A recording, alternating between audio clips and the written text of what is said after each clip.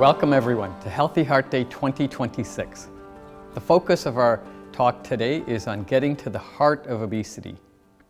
We're joined by an expert panel of speakers. Dr.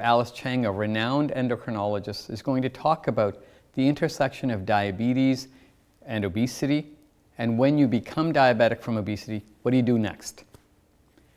We'll also be joined a little bit later with Dr. Peter Lin, a family physician and renowned educator who's going to be talking about that obesity is not just a number on our scale, but that it's a systemic disease state that impacts many internal organs. A lot of novel therapeutics and medications have been developed in the last few years to help manage obesity and the cardiovascular complications of diabetes and obesity. But not everything is about medications or surgeries or procedures. And we're really honored to have Jaclyn Pritchard joining us today. She's a registered dietitian and an expert coach on how to lead healthier lives through diet and lifestyle change. And we're really happy to hear Jaclyn teach us on how we can all live healthier through lifestyle changes. Later on, I will try to put all of this together, talking about the fact that obesity has implications for cardiovascular health, and by lightening the load, losing weight, and having effective lifestyle strategies or interventions to help manage weight, we can strengthen our heart. As you know, I'm an optimist, and one of the things that I've been really optimistic about over the last number of years, over my career, is that I have seen deaths from heart disease, heart attacks, strokes, heart failure decline substantially since I first started my training program. Through the 1980s, 90s, and early 2000s, we saw a substantial reduction in heart attack deaths across Canada and really in much of the world. And that happened through a much better understanding of what causes cardiovascular illness. The science of heart disease has really come to fruition. It has involved better strategies for public health. We understand the implications of smoking, and we've developed strategies to help people quit smoking. Lifestyle has been a big part of the scientific breakthroughs. But we've developed remarkable medications that people that are at risk and can't just control it with lifestyle changes can adopt to try to take on ways of reducing their cardiovascular risk. And then when people develop the disease, we've developed remarkable therapeutic procedures, stents and valve replacements and mechanical heart supports to keep people alive and healthy even when they develop advanced heart disease. And more recently, we've now started getting to the genetics of heart disease. We've now started to understand what are the genes that are actually causing heart disease to develop, and actually develop strategies that target an individual's specific genes. That's remarkable, that we can individualize treatment based on someone's genetic profile. That's really been a scientific journey that I have witnessed over the last number of decades and seen the remarkable reductions in heart attack deaths, heart failure deaths, and cardiovascular illness. But what has concerned me and many prevention cardiologists is that in the last few years, in the last decade, we've started to see a reversal of the gains that we saw historically. We're starting to see an increase in cardiovascular death and mortality. And that increase alarms me. It's seen around the world, and again now cardiovascular illness is the leading cause of death worldwide. It's seen the largest increase in deaths worldwide. And we're also now starting to see heart disease affect younger people, more often women. And that's a concern. Why has that happened? Well, that's happened for a number of demographic trends that we'll talk about over the course of our presentations today. But part of it is as our population has gotten older, the metabolic rates, how much we burn calories over the course of the day, declines as we age. That, and with the poorer quality of foods, more processed foods, more calorie-dense foods, leads to an increase in obesity rates, which increases high blood pressure, high cholesterol, diabetes, and a central feature that you'll hear about today is that obesity causes inflammation. And inflammation damages the heart, the blood vessels, and increases the risk for heart attacks and strokes. So obesity is not just what we look like on the outside. My concern is what is it doing to our internal organs, to our hearts, and that will be the focus of our event today. So there is important cardiometabolic consequences of gaining weight and becoming obese. It causes type 2 diabetes. It causes high blood pressure. It causes cholesterol to go up. All of that leads to inflammation that causes damage to blood vessels, causes what we call atherosclerosis or hardening of the arteries, and plaque buildup, causing an increased risk for heart attacks and strokes, ultimately causing heart failure and increased cardiovascular death. That's what we need to fight against.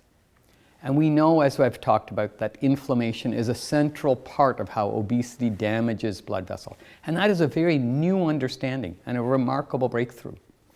It's not just about what cholesterol does or what blood pressure or diabetes does, but inflammation is now understood to be a central consequence of what obesity does to our heart health. And understanding how we can impact obesity by reducing inflammation is also a big breakthrough. So as inflammation leads to higher rates of insulin resistance, more diabetes, more cholesterol buildup, damages blood vessels, triggers heart attacks, and triggers heart failure and cardiovascular death. The reverse can also be true, that if we can get to the central cause of these things and reverse it, maybe we can shut this process down and prevent the heart attacks and strokes and increased cardiovascular death that we're starting to see again.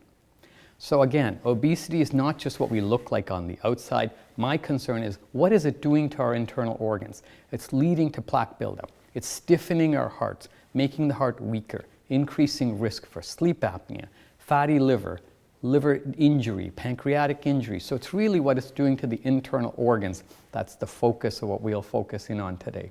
And I am honored to be joined by our expert speakers. They'll be coming up shortly. Dr. Alice Cheng will be talking about how aging and weight gain affect our metabolism, increased risk for diabetes, and how we can impact them. Right after Dr. Cheng will come Jaclyn Pritchard, who will talk about beyond medications, can we not do some of this through changes in our diet, our lifestyle, to help reduce the impacts of obesity. Peter Lynn will be coming up shortly after that, talking about the fact that obesity is not the number on your scale. It's not what you look like on the outside. What is it doing systemically to our body in general? And what is the impact of that, and what can we do about that? And at the end, I will try to put all of this together, and we'll be talking about getting to the heart of obesity, how obesity impacts our cardiovascular health, and what we can do to help prevent cardiovascular complications from obesity. Cindy will be joining us throughout this event and teaching us simple strategies of stretching, strength training, meditation that can have enormous impacts on our cardiovascular health at any weight. We know that regardless of your weight, the more fit you are, the healthier you are, the stronger your heart is. And Cindy will teach us practical strategies that we can implement at home. You don't have to join a gym. You can do these things at home and stay heart healthy. But remember, this event is about you. You've joined us because you want to stay heart healthy. So I need you to use this event to set SMART goals, goals that you can implement. And so SMART goals are specific goals. Don't just say that you're going to exercise more, but make it specific. I'm going to walk more, but make it measurable. By a month, I want to be able to walk a mile a day. So it should be achievable. Don't say that you're going to run a marathon if you've got a bad hip and bad knee, and there's no chance you'll be able to do that. It'll frustrate you. It's not about frustration, it's about motivation. So make it achievable and realistic goals, but make it time-bound. Set a limit. I'm going to get to walking a mile a day in 3 months. So you know that's a goal.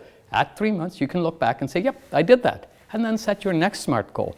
I'm going to eat better, and set exactly what that eating better means. I'm going to have more fruits and vegetables, 3 servings of vegetables per day. Whatever goal you set for yourself, make it specific, make it measurable, realistic, and then time-bound. So you know you have to achieve it in a specific time span. But as we go through this event, one of the things I'm really excited to introduce you is a very surprising guest speaker that we've brought on board. Dr. Faisal Rehman will be coming on to talk about his personal journey. He's an expert nephrologist who struggled with weight for a number of years as he was going through his training program, gained a lot of weight, and then saw the impacts that it was having on his personal health and his family. And he made a strong commitment to lifestyle changes, diet, exercise, and remarkably lost 90 pounds over a short span of time and became heart healthy and saw the impacts of that on his own personal well-being, his own family, and his community. And he's become an inspiration to all of us to stay heart healthy control obesity, and he is now a speaker that helps promote the impact of obesity control through lifestyle changes. Dr. Rehman. I'm so honored to have Dr. Faisal Rehman with us. He's got an incredibly inspirational story that I think fits well with our theme of empowerment, getting people really the messages and the goals that we can set for ourselves and how to get there. Well, Dr. Pandey, thank you so much for having me. It's, I think every similar story is unique in its own way, and then there's not one way to achieve a goal that you want for yourself with respect to your health. And I think that's why it's complicated. If there was an easy fix, everybody would do it, and we wouldn't have to have these kind of individual approaches. But my story is interesting in that after I graduated from medical school, I got married right away. And after I got married, I stopped caring about how I looked. I stopped caring about my physical fitness. And I've always loved eating. I still do. I'm addicted to food. And I was working very hard as a nephrology resident. And I gained a tremendous amount of weight over a very short period of time. And at one point I ballooned up to 242 pounds. But I was very happy. I mean, I was content, I loved eating, my family was happy, we were thriving, I was doing very well in my career. And I would never have changed. Because again, I didn't feel any of the health consequences. But then I bought a house that I couldn't afford. And when that happened, I was advised to get life insurance, and I certainly didn't want to saddle my family with any significant debt. And so I applied for life insurance, and I would have been 32 years old at the time. And the life insurance was promptly turned down. Really? And what they had discovered is that my cholesterol was sky high. My glycated hemoglobin, or my sugars, were super high, was at 8.2%. And my random sugar was 10, so I was diabetic.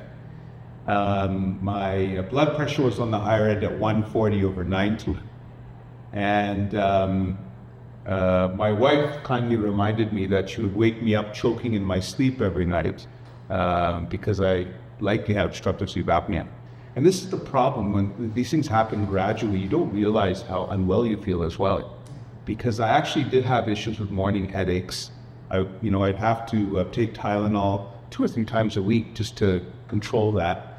But I'd gotten used to it, and I was still very happy. But when I saw that blood work, it was a slap in the face, honestly. And it frightened me. And again, everyone has different motivations. Usually, I don't believe fear is a good motivator. But for me, that was a very powerful wake-up call, and it scared me. Because I've seen what's happened when you have uncontrolled high blood pressure, uncontrolled high cholesterol, uncontrolled sugars. I knew what was going to happen to me in the future. So I decided to change my lifestyle. And what that meant was I started exercising every day. I had a love for watching martial arts, but I had actually started participating in it. And I started eating very clean. So very clean food. Good quality foods, whole foods, avoid all processed foods, all canned foods, and I did cut back the quantity and improve the quality of what I ate. And with those 2 maneuvers alone, I lost 90 pounds in 6 months. Wow. And my weight went down from, I believe, 242 pounds to around 154 pounds. And my quality of life is what improved dramatically. I stopped snoring, according to my wife. I stopped getting headaches. I don't even know if I've taken Tylenol in the last several years. It's because I don't get those headaches anymore. And I got this huge rush of energy. I've been able to keep myself in good shape. My blood work all normalized, by the way. My sugars, so there's a test called the glycated hemoglobin, that was 8.2% when this all started. It went down to 4.2% with lifestyle modifications. My blood pressure is now low. I have a blood pressure around 100/50. And my cholesterol stayed a little bit high, and I've actually finally succumbed. And a couple of years ago, I started taking statin medication to keep my cholesterol down. And I suspect some of that is genetic. My triglycerides are undetectably low, but I couldn't get that LDL down. Yeah. And so I think my whole life has changed. And And I'm so frightened about ending back where I started that I've kept it up for the last, so this is 2002 when I lost all of that weight. So I've kept the weight off now for 4 years. Thank you. That's 23 or 24 years, so it's been a long time. There were a little bit of a few tricks, and I'm curious to see what you think about those, but I did use some things that are not necessarily made. And so I ate clean, and I lived a very good lifestyle and exercised a lot. I still do. But I also started intermittent fasting. And with that, I got really good results. And you know what? Intermittent fasting is not for everyone, especially if you're on medications that can fluctuate your glucose control, etc. But for me, it worked really well. Intermittent fasting is a hot topic. It's worked for me. I don't think it's for everyone. Much like I said, our own individual journeys will be different, but it's worked wonders for me. That's a fantastic story. And, Dr. Rehman, one of the things that I think, many things that you've talked about, I think really speak to the nature of weight gain and weight loss. And the fact that we started to think about obesity in a different manner, that it's, we're thinking about it as a chronic disease state rather than, a pejorative of somebody's weight or what they look like, thinking about the internal impacts of that and thinking about, the management of that over the long term. And I think your story actually really speaks very much to that. As with so many chronic diseases, and as a nephrologist, I know you see this, as a cardiologist, I see this all the time, where because these diseases happen so slowly, it's also happening at times after people are aging or they're under a lot of stress, like you were during your training program. There's so much going on, and you start attributing some of the symptoms that might be related to your chronic disease state to your circumstances. You're in your residency, you're working all the time, so you go, I'm getting headaches because I'm not sleeping because I'm up all night on call. So you start attributing some of those things, not sort of taking it back to say, okay, you know what, this is actually an underlying condition that's progressing, and it's really often after the fact, and I'm sure you see this as well, but you get somebody out treated for whatever chronic disease, and they feel so much better, and you go, oh my God, I literally had no idea that those other things were part of this. I just attributed, I'm getting old, I got my joints are achy because I'm getting old, but meanwhile it was actually because their weight was causing arthritic changes or whatever the underlying processes are. So Dr. Pandey, that's an amazing point. And even though I was a physician, I was completely blinded by this. So let me give you an example of exactly to make your point. When I was very heavy, I'd round and then every hour I'd pee. So I'd go into the washroom and I'd pee a liter. And then I'd go work again, then I'd pee again. And I was drinking a tremendous amount of diet, actually not diet at the time, that was one of my problems, regular Coke. So just regular Coca-Cola to keep my energy up and caffeine levels up so I could keep working. And I attributed my peeing all the time to drinking all this Coke. But lo and behold, it was not. It was from the high sugars, making me pee.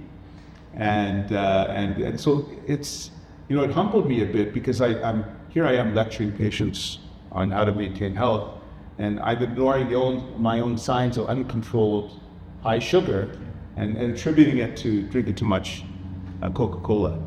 So 100%, and you justify, you rationalize, and then when the truth hits you in the form of a document that I received saying you're turned down for insurance, and I saw my results, that was enough to shock me and to change my behavior. And and that's, I think, is also an essential part of, when we think about, any chronic disease state, any lifestyle intervention, there have to be motivators that kind of get to there. And I think all of us will have something else that clicks with us. And this, in your case, you just bought a house, you had to have insurance, family, all of those types of things, and then that kind of triggers, okay, I got to get my life together. I got to make some changes, not just for myself, but for my family and my community, all of the rest of it, right? So it's always sort of trying to find that thing that works for you, that motivates you, that, because, as you exemplified, this is a long-term journey. You've been, working at this for 25 years almost, and so the changes, and one of the things that we'll be talking about on the webinar is the changes that we make, whether it's, through lifestyle, or some people need, medications, people need surgery, whatever it is, these are long-term commitments that we need to make. And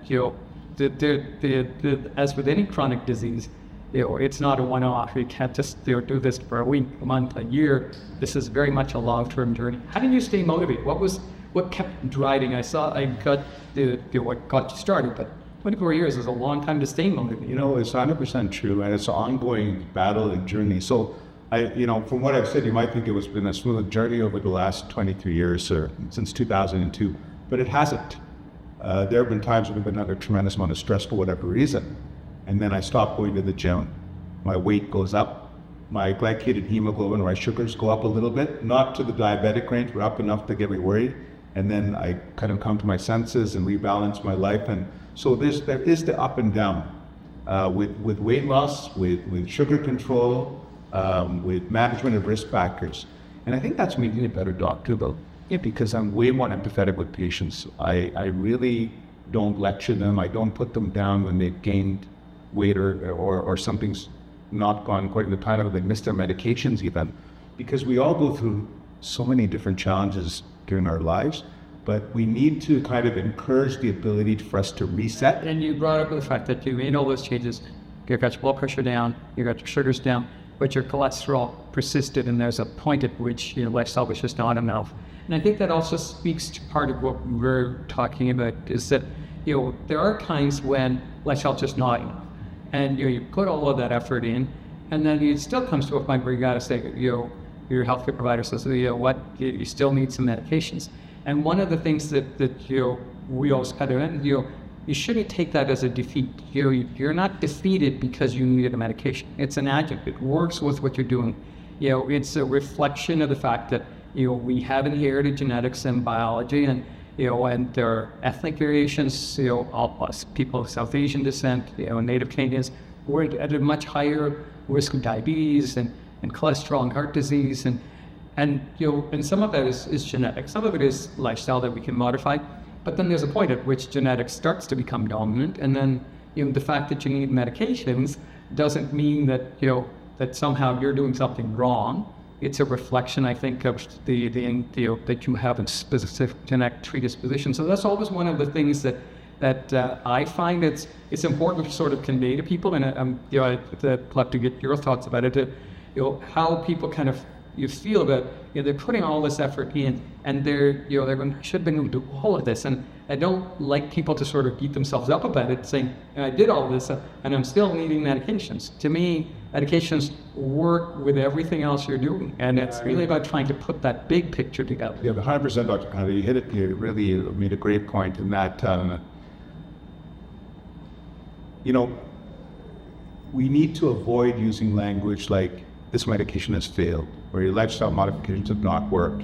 Because again, patients, and even ourselves, we get disillusioned or disappointed in ourselves and view that as a failure, when it's not really.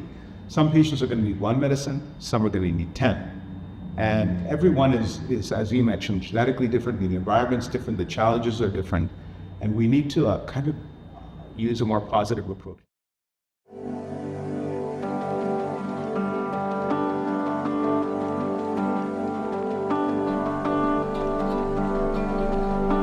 Our first speaker is an internationally recognized leader in diabetes care and research. Dr. Alice Cheng is an endocrinologist at Trillium Health Partners and Unity Health in Toronto, and she's an associate professor at the University of Toronto. She has played a pivotal role in shaping diabetes care guidelines in Canada and globally, and is widely recognized for her leadership in advancing clinical practice and education. Her contributions have earned her numerous national and international awards, including the Outstanding Physician Clinician in Diabetes Award from the American Diabetes Association. Today, she'll be speaking on the intersection of diabetes and obesity. Now what? Please join me in welcoming Dr. Alice Cheng. Hello, everyone. My name is Dr. Alice Cheng, endocrinologist from the University of Toronto, and it is my absolute pleasure to be participating in this year's Heart Healthy Day. I'm going to be speaking to you about a very important topic that impacts really everybody who's watching this. Whether you are somebody who lives with obesity or whether one of your loved ones lived with obesity, it is no doubt that this is something that all of us are in fact touched by. And I've entitled the talk, Obesity, It Is Not About Willpower, because I think that is an important message that we need to take away so we have a better understanding of what exactly is obesity. So in the past, I'm sure you have heard these statements being said, or you may have said them yourself. It's a lifestyle disease, it's self-inflicted, just eat less, do more, or it's a lack of willpower. Well, what we now understand in 2026 is that these are simply not true, that it is far more complicated than what's suggested here, and that we need to have a lot more empathy and a lot better scientific understanding about what exactly is obesity. So the World Obesity Federation has put out this definition. Obesity is a complex, chronic, progressive, and relapsing disease characterized by abnormal or excessive body fat that impairs health. I've colored for you the important words here. It's complicated, it's chronic, it comes and goes, progressive and relapsing, and it's characterized by body fat, but also critically that impairs health. Now, traditionally, obesity has been defined by the BMI, or the body mass index, which is your weight in kilograms divided by your height squared in meters. And the classic definition are these BMI thresholds that are shown for you here, with slightly different numbers for international, for the Asian population, and the Japanese population, with allowing for lower numbers. In the international classification, 25 is the threshold at which overweight / pre-obesity is defined, and then 30 and above is obesity. In the Asian population, it's 25 and above that is considered obesity. However, BMI is not the best definition of obesity, and that is one of the messages that I want you to walk away with today. A BMI-based definition of obesity does not take into account a critical part of the definition, which is the need for excess adiposity or fat tissue, or the presence of illness. Not all people with a high BMI have excess adiposity. Think about an Olympic athlete. An Olympic athlete may very well have a high BMI because of all the muscle that they have, but yet they have little to no body fat. So in situations like that, the BMI will overcall who may have obesity. And then not all people with excess adiposity necessarily have illness, at least not yet. So therefore, the Lancet put together a commission of experts from around the world to try to give a different definition of obesity or clinical criteria that we could use. And what they suggested is that we can identify people with elevated body weight or BMI, but then we need to confirm whether they actually have abnormal fat mass. Because if they do not, as shown on the left, like an Olympic athlete who may have a high BMI but really no body fat, then they do not have obesity. Or on the right-hand side, you have somebody who does have excess fat mass. Then we need to see whether they have illness associated with the fat. And illness is defined as actual organ dysfunction illness or limitations of activity. If they do not, then they termed it preclinical obesity. And if they do, termed it clinical obesity. But how does one determine what is abnormal fat mass? Well, abnormal fat mass is shown for you mostly concentrate on the right-hand side of this figure. The right-hand side of this figure depicts the ways that you can, I can, any of us can, determine if somebody has abnormal fat. Waist circumference, which is measured standing up, feeling the bottom of your rib cage, the top of your hip bone, and finding the midpoint and measuring parallel to the floor. Or the waist to hip ratio, which is using the same waist measurement and then the hip measurement, sort of the widest part, and the waist divided by the hip. Or probably the easiest one, and the one that I would suggest you all do after you finish watching today's show, is the waist to height ratio, which is your waist circumference divided by your height. You use the same units, whether it's inches or centimeters, and it should be less than half. And why I prefer the waist to height ratio is that it is regardless of sex and it is regardless of ethnicity. Everybody should be less than 0.5 for their waist to height ratio. If it is above 0.5, then that means there is excess adiposity or abnormal fat mass in that particular individual, even if the BMI is not necessarily increased. Once that is identified, then the next step is to determine whether there is illness associated with this excess fat mass. And you determine that through asking the right questions, a physical exam, and certain blood tests that your team and doctor may order, as well as urine test. But we know that people living with obesity can have head to toe potential complications. Over 200 have been identified. So impacts on the brain, on the breathing and respiratory system, on the metabolism, so risk of higher blood sugars or higher triglycerides, impacts on the liver, such as fatty liver disease, on the kidney for kidney function, on the reproductive system, particularly in women, so polycystic ovarian syndrome. It can also affect the airways in terms of sleep apnea, the cardiovascular system, particularly for heart failure with preserved ejection fraction, as well as high blood pressure, can impact the urinary system. It can also impact the musculoskeletal system with arthritis, the lymphatic system with lymphedema, and then also highlighted in the yellow, even if it were not for these organ dysfunction, there could just be limitations of daily activity because of the sheer mechanics of carrying the excess weight. So there are many potential biologic problems that can occur as a result of obesity. But I would argue that one complication which has it guaranteed impacted every single person living with obesity is actually that of obesity stigma. And all of us listening to this, watching this, myself included, are likely guilty at some point in our life of having perpetuated the obesity stigma. It's not because we're bad people, but society has certainly framed it that way in terms of how people living with obesity are portrayed in books, in the media, in movies and TV shows, the perceptions that we may have grown up with, the things that we had heard growing up about how this is a lifestyle disease, it's a lack of willpower, etc., etc. And people living with obesity have likely experienced it as well, whether it's in the way people have looked at you or have talked about you behind your back, have treated you, or may have said things directly to you.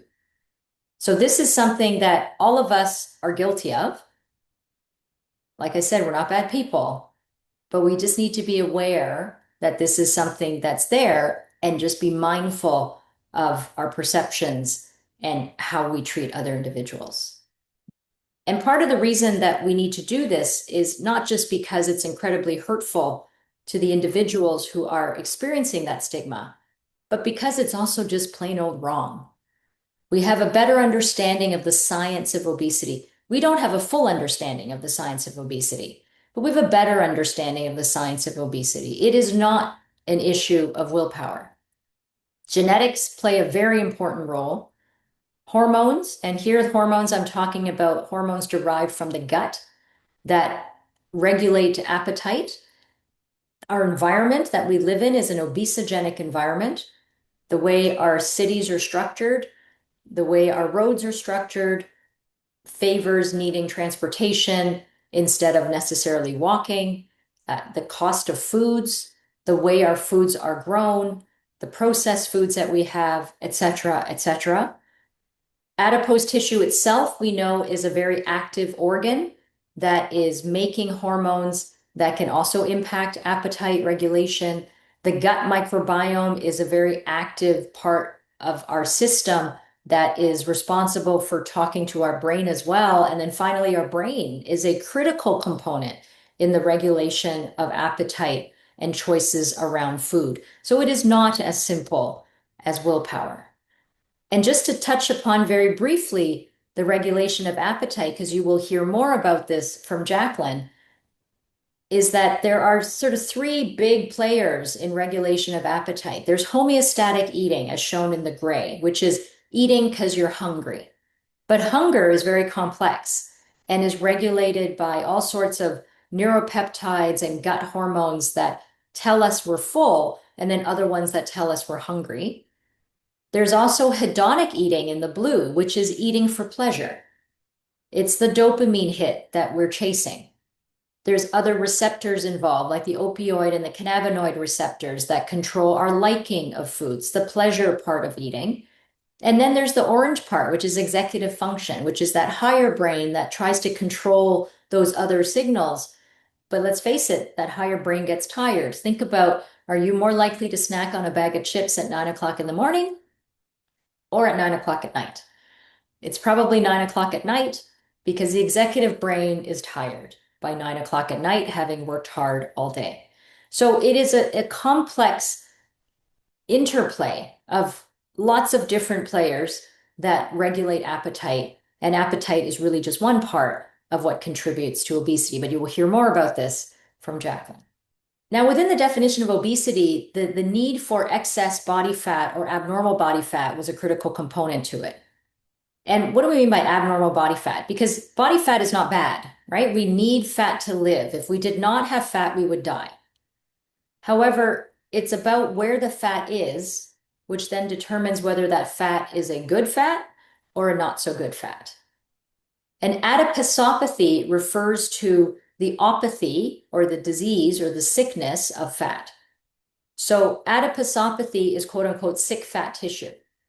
And when the fat tissue is in the visceral space, that fat tissue tends to be abnormal. So what is the visceral space? So the visceral space is the insides. It's not what you can pinch.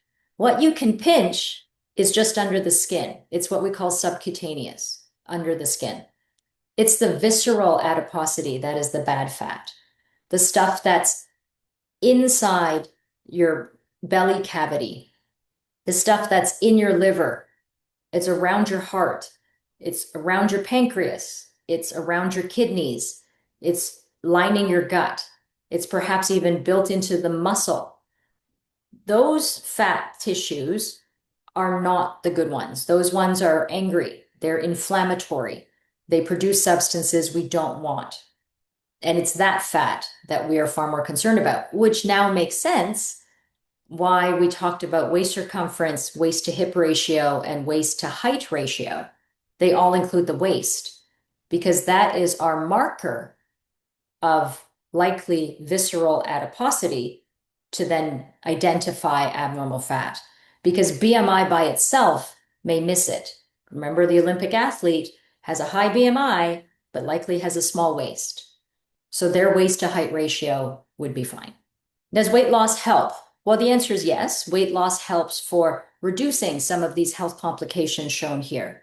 So reducing blood pressure or high blood sugars, reducing PCOS effects, reducing cholesterol levels, improving sleep apnea, improving reflux, lessening the pain of osteoarthritis. And the more weight one loses, the greater these health benefits may be.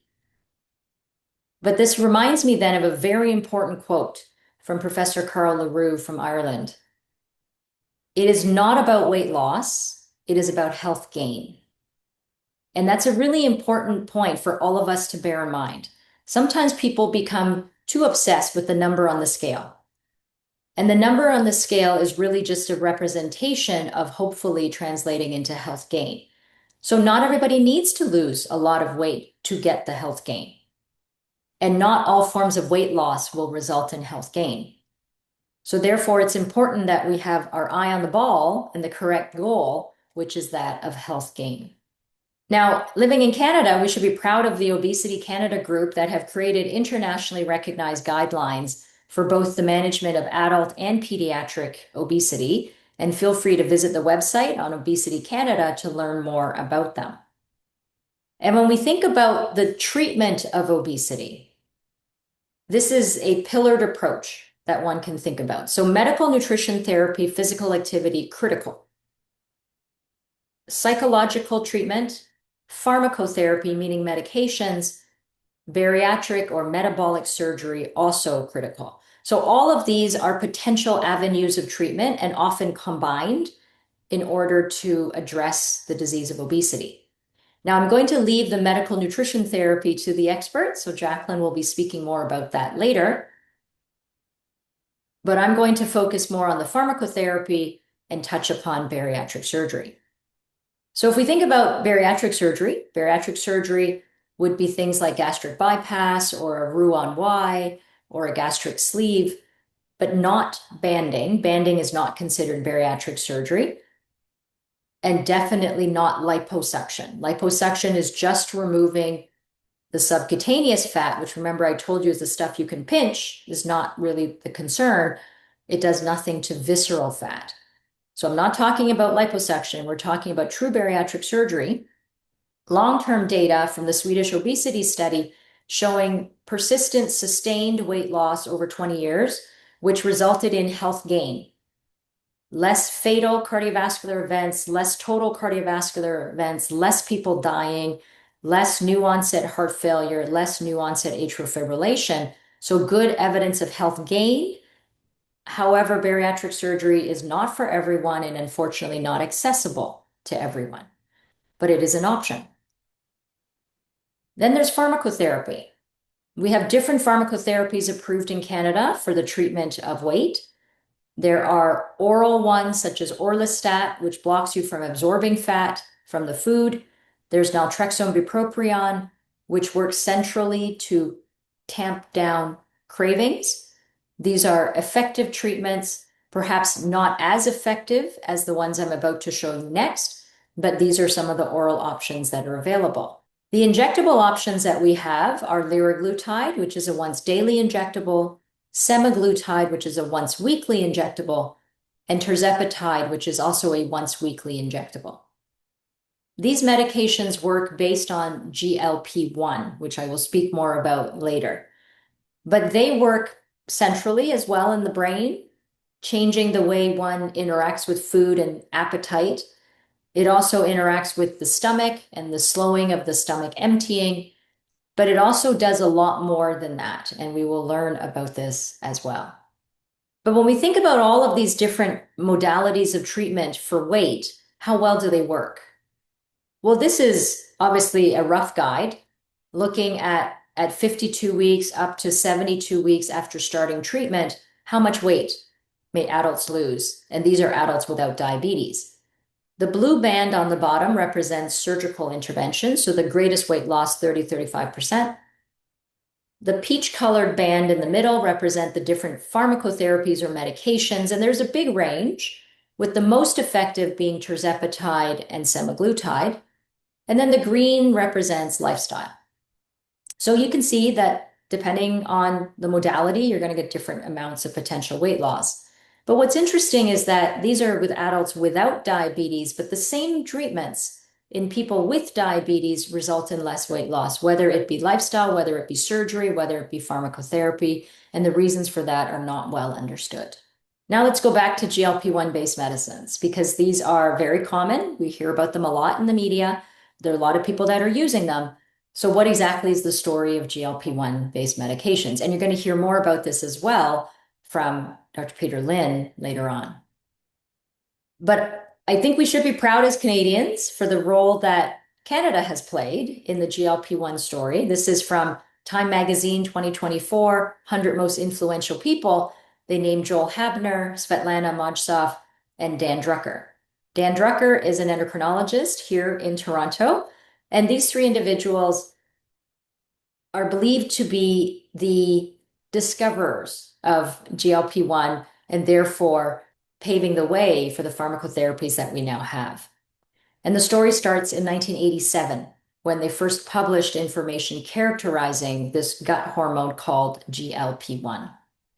Now, GLP-1 and its cousin GIP are hormones that are secreted by the gut upon taking in food.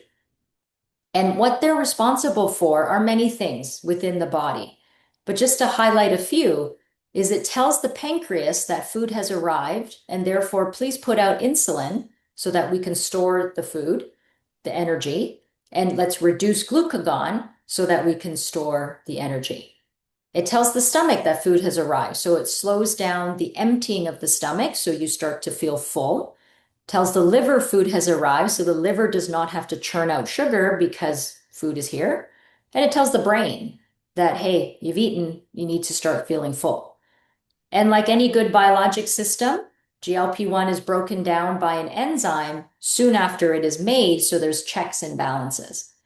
Now, when this system was first described, from a pharmacotherapy perspective, it was felt, okay, let's design therapies to help treat diabetes. Why? Because people living with type 2 diabetes have a blunting of this system. The system does not work that well.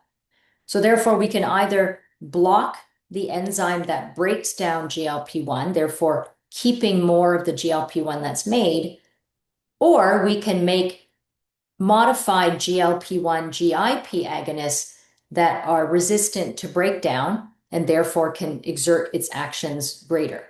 And that's exactly what was created. Now, these GLP-1 receptor agonists or GLP-GIP dual agonists were created in the diabetes space originally. They were designed to treat the high blood sugars of type 2 diabetes, and they did it super well because it affected the pancreas and the liver and all those right things that I just showed you. But now we know that these medications do much more than that.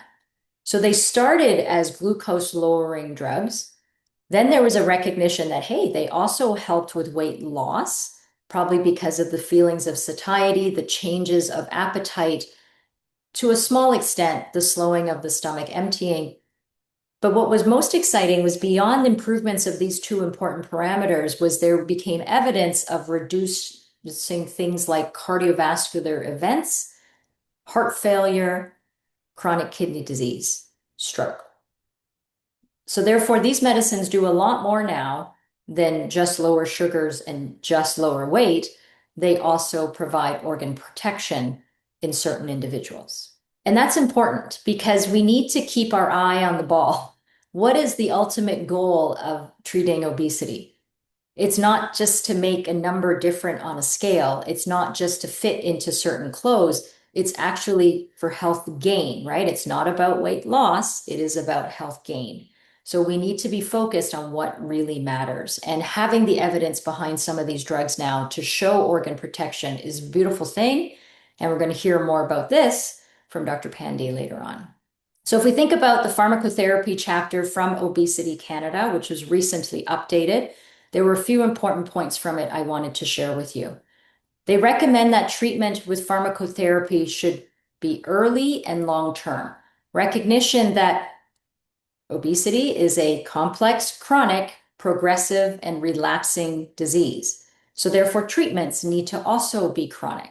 We may adjust the dose over time, but the concept, just like we treat high blood pressure chronically, we treat diabetes chronically, is we also need to treat this chronically. And how you select the treatment is no longer based on how much weight one wants to lose, but based on what health gains are required.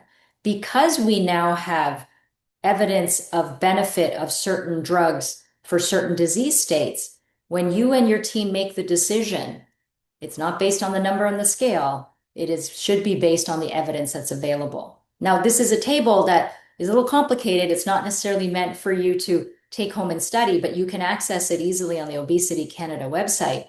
But it's really to show that this is what the team and you will be using to make the decision based on the colored boxes with check marks, meaning there's evidence of benefit. And you can see that both semaglutide and tirzepatide on the far right have the most colored boxes associated with them, meaning evidence of improvements for prediabetes, diabetes, liver disease, cardiovascular disease, heart failure, obstructive sleep apnea, osteoarthritis, etc., etc. What dose should you use? There is no single dose that's right for everyone. we should dose to the lowest effective dose. So the lowest dose that will provide the changes that you want and the health gain that you want. That is what we are aiming for, and each person may be different. And that's why doses may be played with up and down depending on tolerability and also depending on effect. And then what if one's not responding the way one is expecting? Well, then we need to go through a checklist of why. Could it be access? Could it be taking the medication properly, taking the medication regularly? Could it be other things? Because remember, it's not just pharmacotherapy treatment. Psychological treatment is critical, medical nutrition therapy, as well as physical activity. So maybe other things need to be added in order to get success. And then if it is in fact the medication, then it may be adding another medication or changing the dose. Then there's a question that comes up is, well, what if there's too much weight being lost? Well, the question is, what is too much weight being lost? And that's, again, very individual. If someone's unhappy or uncomfortable with the weight that they're now at, that's too much weight for them. If they are feeling weak or unwell, if they're feeling more frail, or if they're feeling like they're malnourished, then that's maybe too much weight loss for that individual. But just a word about the muscle loss, because you hear a lot about that these days. We must remember that any form of weight loss, whether it be surgical, whether it be with medications, whether it be with diet, you're going to lose fat mass, but you're also going to lose non-fat mass. And non-fat mass means muscle, as well as water, as well as bone density. So any kind of weight loss results in loss of both of those things. These medications do not preferentially cause muscle loss. However, when you lose weight, you can lose muscle as well. So therefore, you have to proactively maintain or build muscle when using these treatments. And that means eating enough protein, which we'll hear about from Jaclyn, and putting in some form of resistance training to actually build the muscle. So very important that people bear that in mind. And finally, what about side effects? The side effects that are real and established: nausea, vomiting, diarrhea, constipation, gallbladder issues, those are real. Pancreatitis, not clear that there's a relationship. However, in someone who has had pancreatitis for other reasons and therefore is at risk of getting it again, we tend not to use these agents. However, there are exceptions to every rule, but generally speaking, that's a decision that's made on a case-by-case basis. But those are the established adverse events associated with GLP-1 receptor agonists, and then there are some others that are not as well established that is worth a discussion with your team. In terms of the future, there are a lot of other gut-related peptides, nutrient-stimulated hormones that are being looked at as other candidates in order to deal with obesity. And a lot of them are GLP-1 and friends. So higher dose GLP-1, oral or subcutaneous, GLP-1 plus somebody else like GIP, glucagon, amylin, PYY. These are stimulating hormones, and then there are anti-hormones as well. And then there's triple agonists that are coming: GLP-1, GIP, glucagon. And then there are ones that are not GLP-1 based. All of these are under development. We will see over the next 5, 10, 15 years which ones of these become available for use. But the key takeaways from this first session that you're watching: obesity is complex, chronic, progressive, relapsing, associated with excess or abnormal body fat that impairs health. Remember, waist circumference, waist to hip ratio, or the best one and easiest one, waist to height ratio, less than 0.5 is where people should be, because it helps identify the central adiposity that we're much more concerned about. People living with obesity are at risk of over 200 different complications, but remember, stigma is a critical one that everyone experiences that lives with obesity, and one that we can all help with. There are pillars of treatment: medical nutrition therapy, physical activity, psychological therapy, pharmacotherapy, or bariatric surgery. And it depends on the individual which combinations of the above are appropriate. And the final very important point, it is not about weight loss, it is about health gain. Thank you very much for your attention. I hope you're all enjoying this event. I am. I'm learning so much. We want to make this better each year. Please take a minute, send us your feedback. Send us an email at healthyheartday@rogers.com so we can make this event even better next year. What did we do right? What did you learn? What can we do better?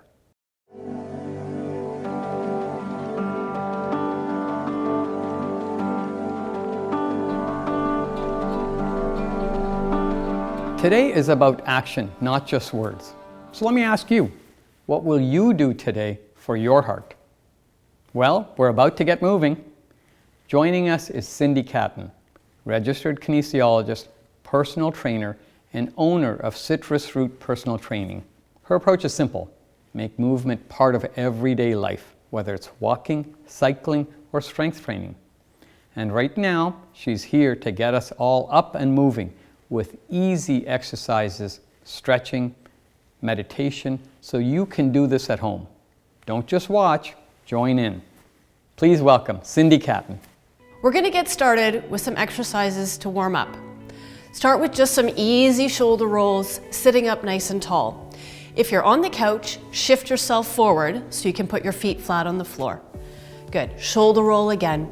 And start with some nice, easy breathing through the nose and out through the mouth. Relaxing through the upper body to get started. We're going to start to move the legs. Toe taps first. Lift the heels, lift the toes. Lift the heels, lift the toes. We're starting to get those calf muscles activated, getting the blood moving from the lower body up into the heart. Good. Feeling comfortable, enjoying the movement. Keep the chest open, shoulders down, relaxing through the upper body. Good. We're going to shift again into some marching. Comfortable again, lifting through the hips, sitting up nice and tall. We want to make sure we're activating those abdominals a little bit, moving through the muscles, getting the blood flowing, feeling comfortable. If you're okay here, we're going to start to move again, extending the leg out. Heel tap and back to center. Heel tap, back to center. Shoulders are down and relaxed. You can keep your hands beside you, whatever you feel comfortable with right now. Good. If you're still not ready to join me, you can just sit nice and tall, activating those abdominals. And if you are ready, heel tap out front. Good. Okay, we're gonna shift again. Back to those heel lifts and toe lifts. Heel lifts and toe lifts. You got it. And marching. Shoulders down and back, relaxing through that upper body. And heel touch. You got it. Heel touch. We're moving the blood around. We're increasing our breathing rate a little bit, feeling a little more comfortable. From here, if you're ready, we're gonna start to move. We're gonna lift ourselves out of the chair. I've brought some weights with me today. If you have something with you, you can bring them too. Nice and tall here. Good. Shoulders down and back. And just like before, heel lift and toe lift. Heel lift and toe lift. Holding in those abdominals, nice and comfortable, strong through the upper body. We can add in a few bicep curls, and let's change the position of our legs again. Good. Weights come out front. You can hang on to water bottles, whatever you feel comfortable with. If you don't have anything handy, just do the movement with me. You got it. Yes, nice and strong. Lift the weights up towards the shoulders and keep those feet moving. We're lifting the knees, feeling nice and strong, really comfortable. Good. One more here and relax. Shoulder roll, reposition, and touch those toes out front. Good. Still feeling great. Breathing in through the nose, out through the mouth, and don't forget about tucking those abdominals in. Yes, pulling them in toward the spine, activating those muscles a little bit. We're gonna start to move the arms again. If you're ready, toe tap, lift the arms. Toe tap, lift the arms. Good, nice and controlled, comfortable. We're feeling great. Moving our bodies. Perfect, one more here. Good. Up and down on the heels and toe lift. Heels and toe lift. You can reset your position. Good. We're gonna do some squats now. Make sure your feet are hip width apart. Shoulders are down and back. Relax the arms by the side and reach back. Pretend you're gonna sit down, but don't quite make it there. Good, nice and tall when you come up. Activating those glutes, moving through the motion, nice and fluid. Lean back into the heels and lift the toes just slightly. You want to feel really comfortable here, really working the big muscles, right? These are your glutes, your hamstrings, your quadriceps. Good, let's do one more. Nice and strong. Good. This time we're moving into the squat. I want you to hold here. You're hovering over the seat, almost sitting down, but not quite. You're activating those muscles a little bit, feeling a little stronger, and then lift. You're gonna shake out the legs. Yes, we work those muscles. Good work. Let's do a little bit more. I'm gonna turn to the side to show you here what I need you to do. Step forward with one leg, step back with the other leg. Good, nice and tall through the abdominals, and we're gonna work through a lunge a little bit. Make sure the knee stays over top the ankle, not too far forward, and lunge down into that position. If you're standing with me, you can hang onto your chair, nice and controlled, bend the back leg, staying nice and tall, keeping that posture. You're looking good at home. I know you're doing it. Good, push through the heel in the front, relax and balance through the back. Good, one more this side. Excellent, switch legs, step forward, step back, nice and strong, heel comes off, knee not too far forward. We want it to stay behind the front toes. Pull in those abdominals and you're still breathing. Working through that lunge. Nice big muscles here. We're really feeling comfortable. Good. Last one. Nice and tall. Push through and then come back to center with me. Good. We're gonna do one more. Lift up the elbows with your arms. Good. I'll turn this way so you can see this position too. Extend the arms back. Good. Here, you're working your triceps, the back of the arms. Really helpful when you're trying to get out of the car, reaching for things in the cupboard. Keeping those arms nice and strong. Abdominals are tucked in. Last one right here. Good. Back to center and just do a nice big shoulder roll. Good. Relax through that upper body. Breathe in through the nose and out through the mouth. Good.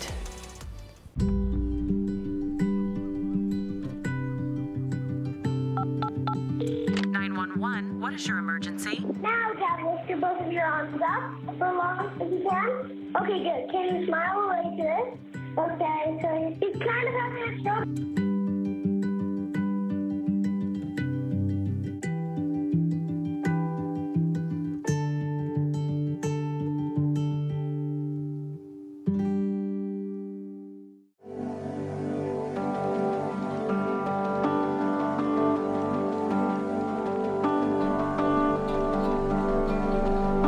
Our next speaker is a nationally recognized leader in primary care and cardiovascular health. Dr. Peter Lynn is the Director of Primary Care Initiatives at the Canadian Heart Research Centre and has held numerous academic and editorial roles throughout his career, including at the University of Toronto. He's also an award-winning educator, recognized by the College of Family Physicians of Canada. Today, he'll be speaking on obesity, not just the numbers on the scale. Please join me in welcoming Dr. Peter Lynn. Thank you very much, Dr. Pandey, and thank you to all for your participation in this program. I hope that we can share some information today about how to manage obesity and how to stay healthy. So I thought I'd show you this beautiful picture. I think everybody would be very happy to be on this beach. And if we take care of ourselves, then our lives can be peaceful like this as well. And so therefore, what are the things that we can do to reduce obesity? How can we decrease our eating habits and correct those eating habits, and also do more exercise for our own health? I thought I'd start off with this one. It's a very patriotic picture here. And so the thought is that if we keep ourselves very healthy, not only do we benefit, but we're also very helpful for the country, because then we can spend less in terms of healthcare dollars. Something in the order of about 400 billion is what we spent last year in 2025 in terms of our healthcare costs, right? So therefore, if we can reduce that by just 1%, we're talking about $4 billion that we can save, that we can use for other things, cancer treatment, dialysis centers, hospital renovations, those kinds of things. So therefore, if we can keep ourselves healthy, I think that's a very good goal for ourselves personally, but it'll also help our community and also for society as well. I got this meme sent to me, and all it said was that nothing is useless. And I was wondering, like, what, I didn't understand this meme. And so I zoomed in closer, and then I realized nothing is useless. So these things could be used as handles. So when we talk about obesity, a lot of times we're talking about the belly fat that's around that we can feel on the outside. We also know that there's belly fat on the inside as well. But the bottom line is that if we are carrying this extra weight, oftentimes I tell my patients, you know what, if you're carrying an extra, let's say 10 kilograms, a lot of us have that kind of weight, around 22 pounds extra, then that would be the equivalent of carrying 5 bags of these 2-kilogram potatoes with you everywhere you go. So therefore, every time you go and walk, every time you go up the stairs, you're now carrying these extra 5 pounds of potatoes. And you can understand that that's going to take a toll on our system if every day we have to carry this. So for example, all of your joints will now have to carry that extra weight. And so all that weight is going to go through your spine into your hips and then your knees and your ankles. And so all of a sudden, the joints now will be under more pressure. And as you know, the joints, you know, every time you've opened a chicken wing, there's that shiny stuff on each side. That's known as the cartilage. And so that cartilage is basically the shiny things that smoothly glide across each other. But if we were to put a lot of weight on there, then we can hurt those cartilage cells. And therefore, we can increase osteoarthritis and wear and tear of those joints. And remember, that shiny layer actually has no blood supply. In other words, it basically has to get food from the liquid that's inside the joint, that synovial liquid. And so therefore, we have to keep that joint nice and limber. In other words, move the joint around, but let's not put too much weight on it. So therefore, if we can lose that weight, then you will have less pressure on those joints, and all of our joints will last a whole lot longer as well. For those that suffer with arthritis, if we can just move the joints without weight, that would be good. It gets the synovial fluid moving around. So think of that as the buffet for your the smooth cartilage. And so if we can get that liquid moving around, even when you're sitting there, let's say you're at your job, you can't move, just move your knee back and forth on the floor, and that will help keep that joint lubricated and hopefully keep that cartilage very healthy as well. But reduction of weight would be the most important thing. Also, with that extra weight, your heart has to pump into that. So let's say I have a big belly, and so now the heart has to pump blood supply into that belly in order to keep all the cells alive. And so therefore now I have to generate more pressure in order to push it out that further away. It means that the heart now has to work harder with every single beat, because now you're physically pushing blood into bigger networks, more spaces. And so therefore you're putting a strain on your heart as well. So if we can lose the weight, then we take down some of the strain on your heart, and also your pressure doesn't have to be so high in order to get the blood flowing into those areas. So you can see that weight reduction would be very good for your cardiovascular health as well. Now, when we talk about weight, usually we talk about the belly fat, right? And we've heard about the toxic weight and those kinds of things. And so people started to think about, is the fat different, the one that's underneath the skin, versus the fat that's inside your belly? So when they started looking at people, you know, in terms of where is the fat distribution, here's a fairly lean person. You could see even in a lean person, there is still fat underneath the skin as those yellow parts show up. But if you have an obese person, not only is the fat underneath the skin increased, but there seems to be more of that yellow stuff inside the belly. So around your organs, around your liver, you seem to deposit fat as well. Now that fat is very different. It seems to be more active. In other words, it sends out more chemical messages and things like that. And so therefore, there's a risk of them sending out more messages that increase blood pressure, increase your risk of diabetes, increase cholesterol. And so that fat that's inside the belly tends to be very active in terms of sending out messages. And so therefore, that's the belly fat that we'd like to get rid of if we can.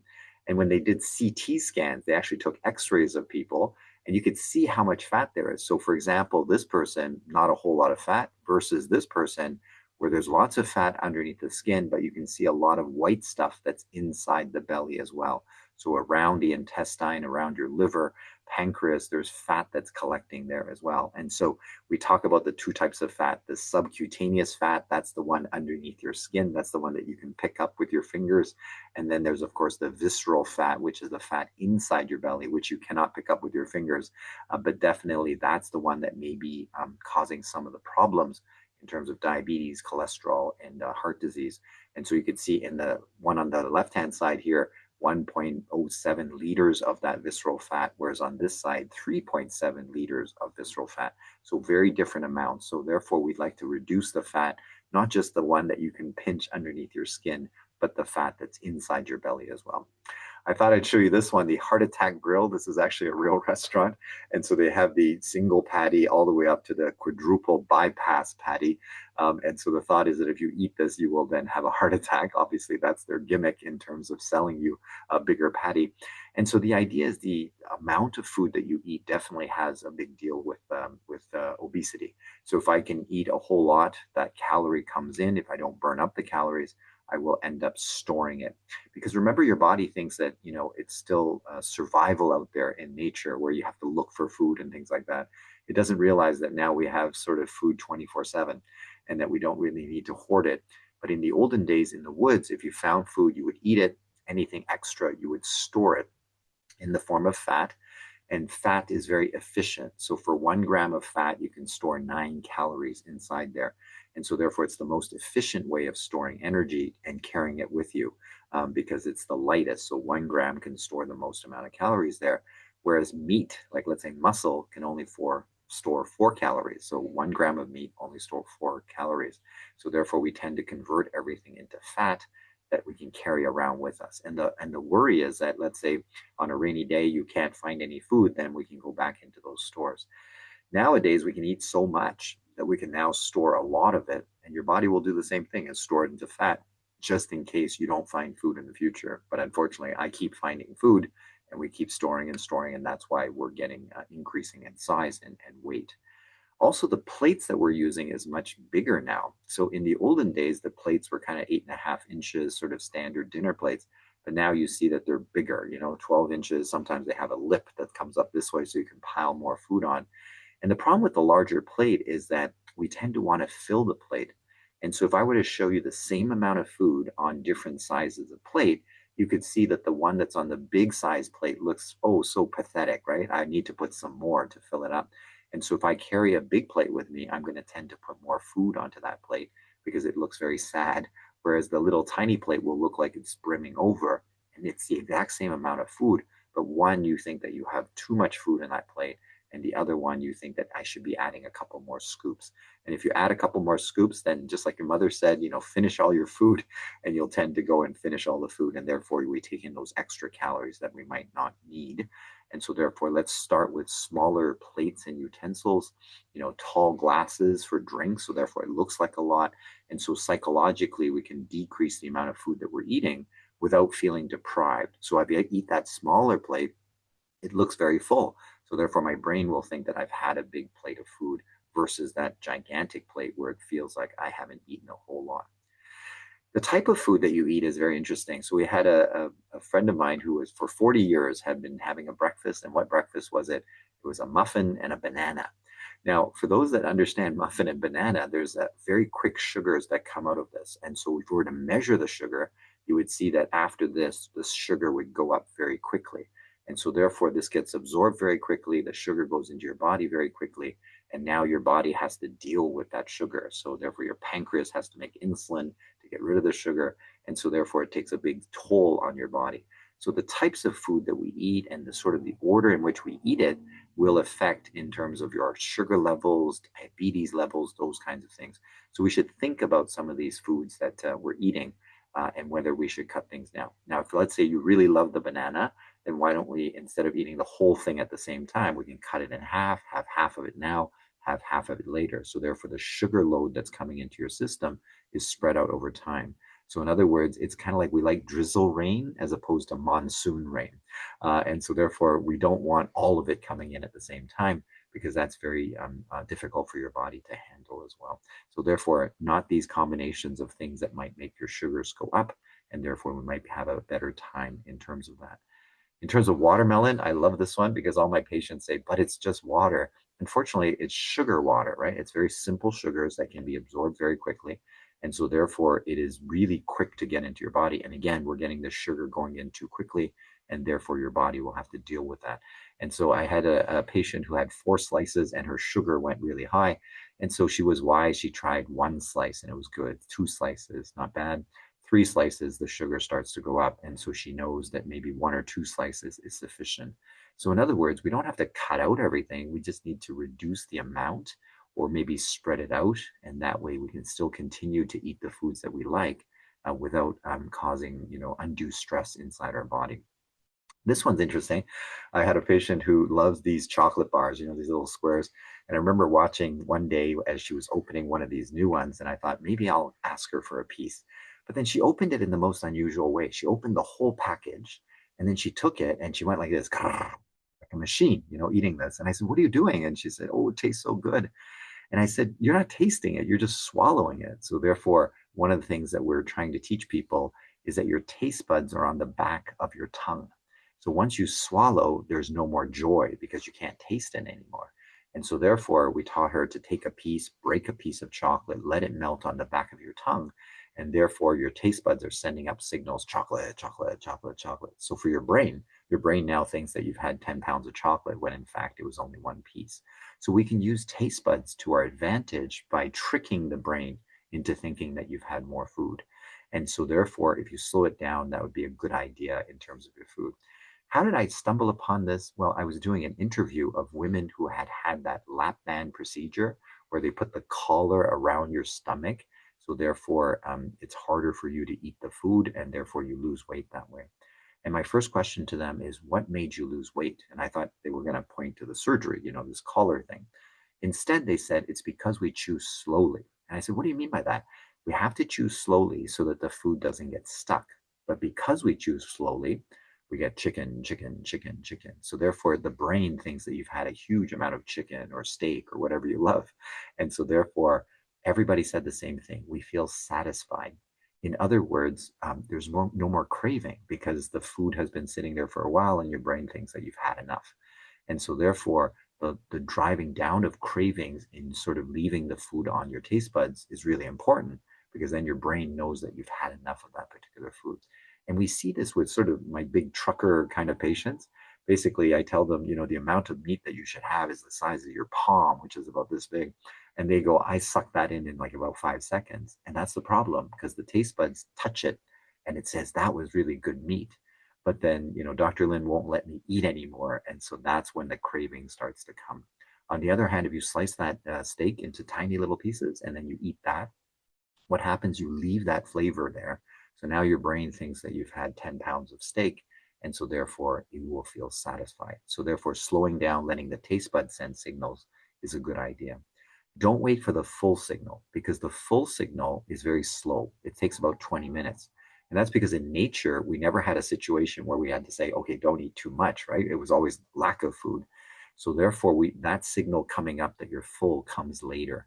So that's why a lot of people say, oh, I ate too much. I feel bloated now, like half an hour later. So don't wait for the full signal to shut down the eating. Use your taste buds to trick your brain into saying that I've had a lot of this food. And after I interviewed those women, I actually went home and tried it myself. I took an apple, which I can eat in 5 seconds. And so what I did was I cut the apple into little strips, like the size of my finger. And so I ate those things one at a time. And by the time I got to 10 little strips, which was about half the apple, I couldn't eat anymore. And that's because my brain said, you've had enough apple, you can move on now. So this is a great way to deal with cravings or anything like that, is let your taste buds saturate. In other words, send lots of signals to your brain. So now your brain thinks that you've had lots of that, whatever it is. And this works with pop as well. So let's say you like soda. How do you drink soda? You guzzle it, right? Let it hang around in your mouth. Let your brain know that you've had a lot of soda. And therefore, a small little glass may be sufficient. You don't have to drink the 2-liter bottle. And this also works a bit with alcohol. If you sort of throw the alcohol right back, your brain says that tasted kind of okay and I want more.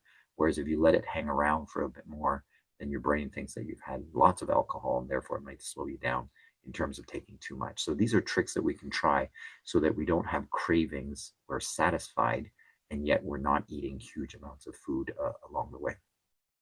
The timing of food is important as well. I have a lot of patients that say, well, you told me I'm fat, so I stopped eating. And I said, when do you eat? I eat a meal, just one meal at night. And then I always joke, I say, oh, you're on the sumo wrestler diet, because that's what the sumo wrestlers do. They have this massive meal at night and they're not allowed to move. And so everything goes into storage. So one of the concepts is this, is that when you eat food, your brain asks you one question: do you need the energy now or not? If you need to burn it now, I will give it to you now. If you don't need it, I'm going to store it. And once it's stored, it's like a GIC. Once you put the money into the bank and lock it up, you're not going to go and take it out for, just to buy a cup of coffee. So it stays in there. So we don't want it to go into the GIC section. So that's why we tend to eat the food during your active period, during the daytime. So therefore, when your body asks, do you need this energy now? You'll say yes, and then you'll take the energy and you'll burn it, as opposed to going into storage. So try not to eat a meal late at night where your body's going to say, I don't need this. So therefore, everything gets stored, and therefore you're going to have increasing weight problems. So spread the food out during the day when you're active, and you're going to burn the food off, as opposed to in the evening when you're not going to be burning so much food. Alcohol is a problem because alcohol is a perfect fuel. So if you drink it, your liver cells in particular, can use this fuel beautifully. It just burns perfectly in the furnace inside our body. And so therefore we don't have to burn your food.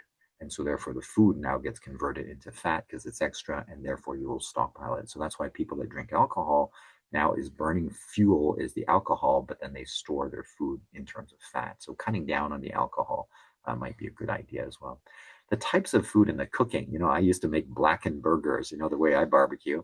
Anytime we put in a lot of heat, then basically chemicals can hit each other and create new chemicals. And some of those new chemicals might not be so healthy for you, maybe tied to cancer and those kinds of things. So when you see blackened chicken, like my blackened chicken, that black stuff is chemicals that now have been smashed together with energy, and that stuff may not be so healthy. So therefore, maybe less on the high temperature cooking and the burnt foods, and more towards the stew, slow temperature. So when you look at people that live to 100, a lot of them will eat this kind of slow cooking food where you're not creating new chemicals by adding in energy. So slow cooking will keep the nutrients, and also perhaps less new chemicals will be introduced into your body. Tea and toasters, this is just to remind me about, we often talk about eating too much, but there are people that may not eat the right things. So for example, as we get older, it's more complicated to make meat and things like that. You have to marinate it, cook it, and then you have to chew it. So that's a lot of work. And so a lot of people just might have a cup of tea and a piece of bread. Now the problem with that is that there's no protein in there. And so therefore you're missing amino acids. Amino acids are the building blocks of protein. And protein makes up everything. It makes up your skin, your muscle, your bones. So we need proteins, and we need to bring that stuff into our body because we can't make all of it. And this is what an amino acid kind of looks like, the building blocks of proteins. So these three are all amino acids. And you can see that the tails look different, right? You can see the tail of that one looks different. You can see the tail of this one looks different. And because the tails look different, when we hang them together like a necklace, okay, we hang these amino acids next to each other, then what happens is the tails will push against each other. Okay? And so therefore some parts attract, some parts push. And this is how you can fold proteins into beautiful shapes. So this long choo-choo train of these amino acids will now fold up into some shape, which will now be useful.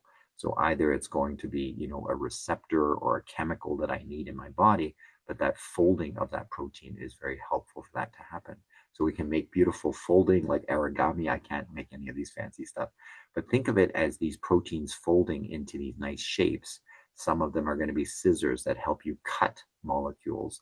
Some of them are going to be receptors. Some of them are going to be molecules like messages that you're sending.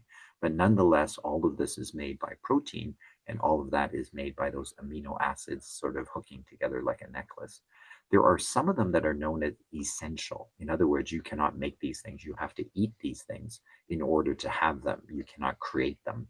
The other ones, you can sort of make them from other scrap material, so to speak, but the essential ones you have to eat in. So let's say you're not eating a whole lot of meat, you're just eating tea and toast, that kind of thing. And let's say you're just missing this one and you're missing this one. So you're missing two of them. So what happens now when your little necklace, you're trying to make it and you hit the one and you're missing one? Well, you just substitute something else that you have that's kind of close. And so therefore, what would happen is that, let's say these are the 4 spots that we have to use the particular one that you're missing, then I will substitute something in there. And let's say this is the other one that I'm missing, then you're going to just substitute something in there. Now, if I substitute something different with a different tail, now the pushing and the attraction and the folding is not going to be right. And so therefore you end up folding it in a weird way. And so if I fold it in a weird way, it might not behave the right way. So if it's a pair of scissors, it might not be cutting properly. If it's a receptor, it might not be the right shape. And so therefore we can create diseases if we don't eat all the right foods that's there. So for our tea and toasters that don't like to eat meat, they're missing some of those essential amino acids, those building blocks. And so therefore you cannot make the correct proteins and enzymes and receptors, all those things that we need to make. And that could lead to diseases like dementia, cancer, those kinds of things. Because basically we're not giving your body the tools that it needs to be able to stay healthy. So that's why balancing our food is important. So on the one hand, we don't want you to eat too much because of obesity. On the other hand, we don't want you to be missing components so that you can't make all the things that you need. The microbiome, I'll just briefly talk about this. These are all the bacteria and viruses and things like that in your body that's doing good work. So they are there to help you process chemicals and things like that. So we actually borrow them because we can't process everything, but the bacteria have all these different enzymes that they can help us. So keeping a healthy microbiome is important. Eating fiber is interesting because fiber we can't use. We can't absorb fiber, but the fiber that we're eating will help our bowels move gently and smoothly so you don't get constipated. But more importantly, the fiber is food for the bacteria. So for your microbiome, all those citizens, they need the fiber to stay healthy. And we want a lot of different citizens there so that they can process off lots of different things for you. So we don't want to eat just one type of food, because if you just eat fried chips, for example, then you're only going to have the bacteria that help you process that, and you're going to be missing the other ones. And you might need them to process vitamins and other things for you. So try to eat a variety of food, and that way you have a variety of the bacteria with you. So therefore you can process all sorts of different chemicals for you in the future. A couple of quick words about plastic. Okay, so microplastic has now become, sort of topical because we're now finding plastic inside the body. And so therefore there was one study where they looked at plastic inside the arteries of the neck, where you build up cholesterol, and all these people needed surgery to get rid of that blockage. So everybody had the surgery, everybody got good medicines afterwards to protect them from heart attacks and strokes.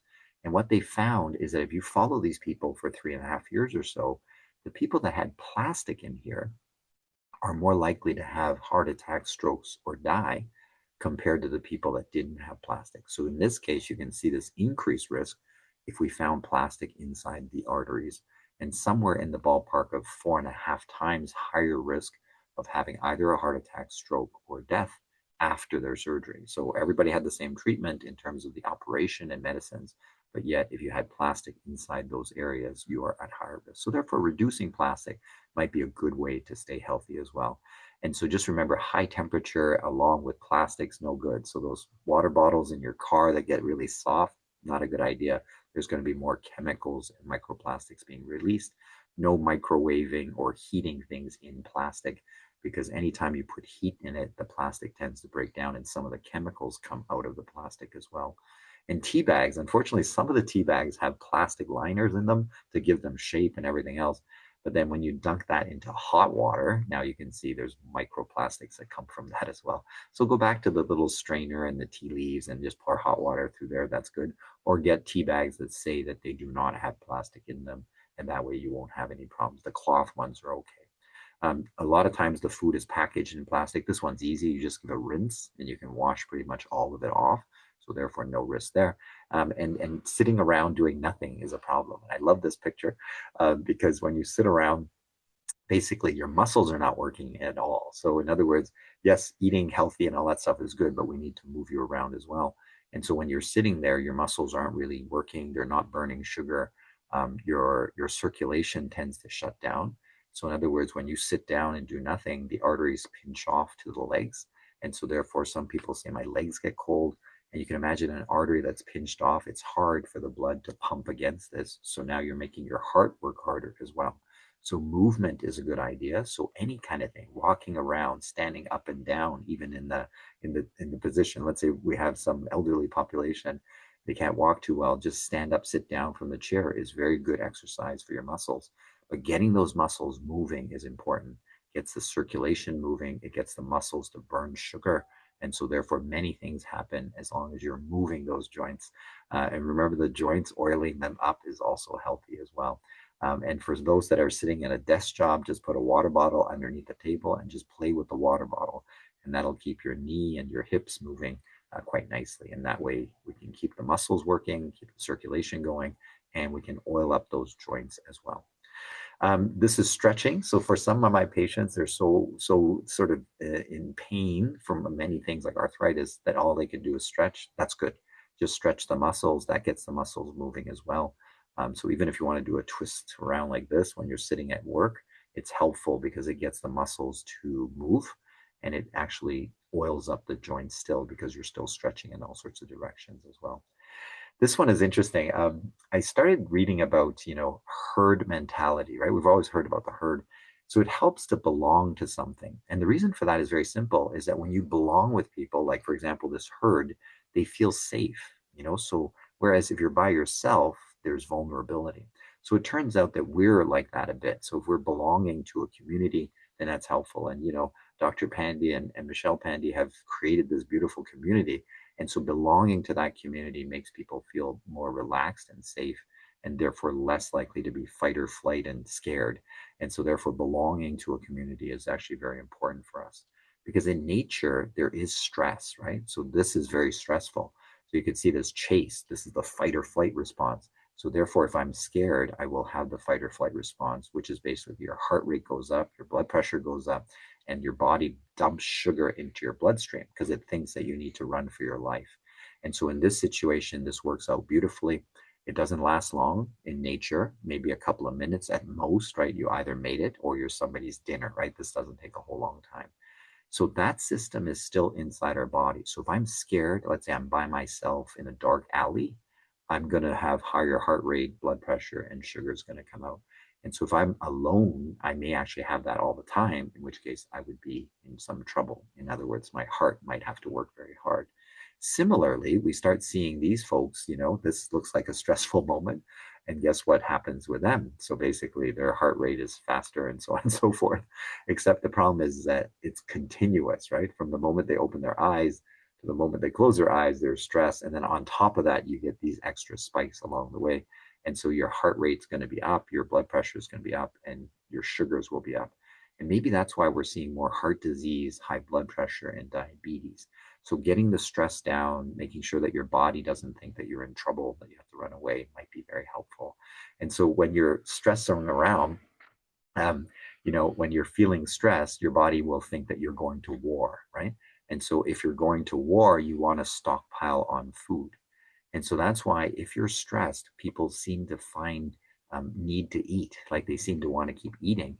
And so therefore, if you're one of those people, when you're stressed out and you start to eat, you need to tell yourself, I'm stressed out because of my work, not because I'm going to war, and not because there's lack of food. So therefore, we have to consciously kind of disconnect the stress to going and looking for food. And that's because in nature, the only cause of long-term stress was lack of food, right? Like if you look at an animal, they don't have mortgage problems, they don't have a boss problem, but they do have lack of food problems. So if there's no food, then they're going to be stressed. So therefore, the best way to get rid of that stress is to give you food. And so that's why you go look for food and you do that. We have that same circuit. So in other words, when you're stressed, your brain says, for millions of years, it was because of lack of food. So therefore, go look for food. But then our stress isn't from lack of food, right? It's our stress is from work and things like that. So we have to mentally disconnect those two things to make sure that our body doesn't respond with this, I got to go look for food. So stress means battle.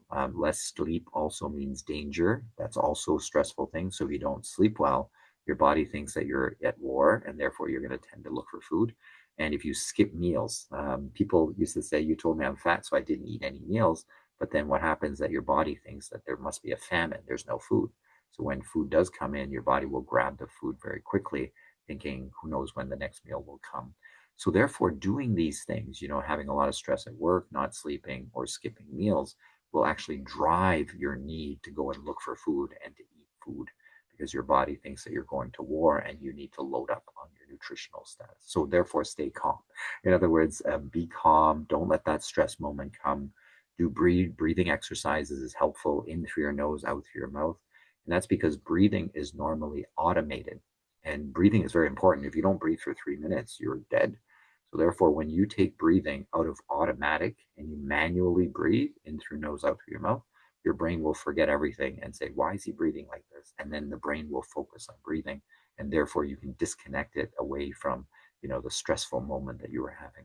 Sleeping, I cannot emphasize the need for sleep. Basically, at nighttime, your brain flushes out all the garbage, everything is getting repaired.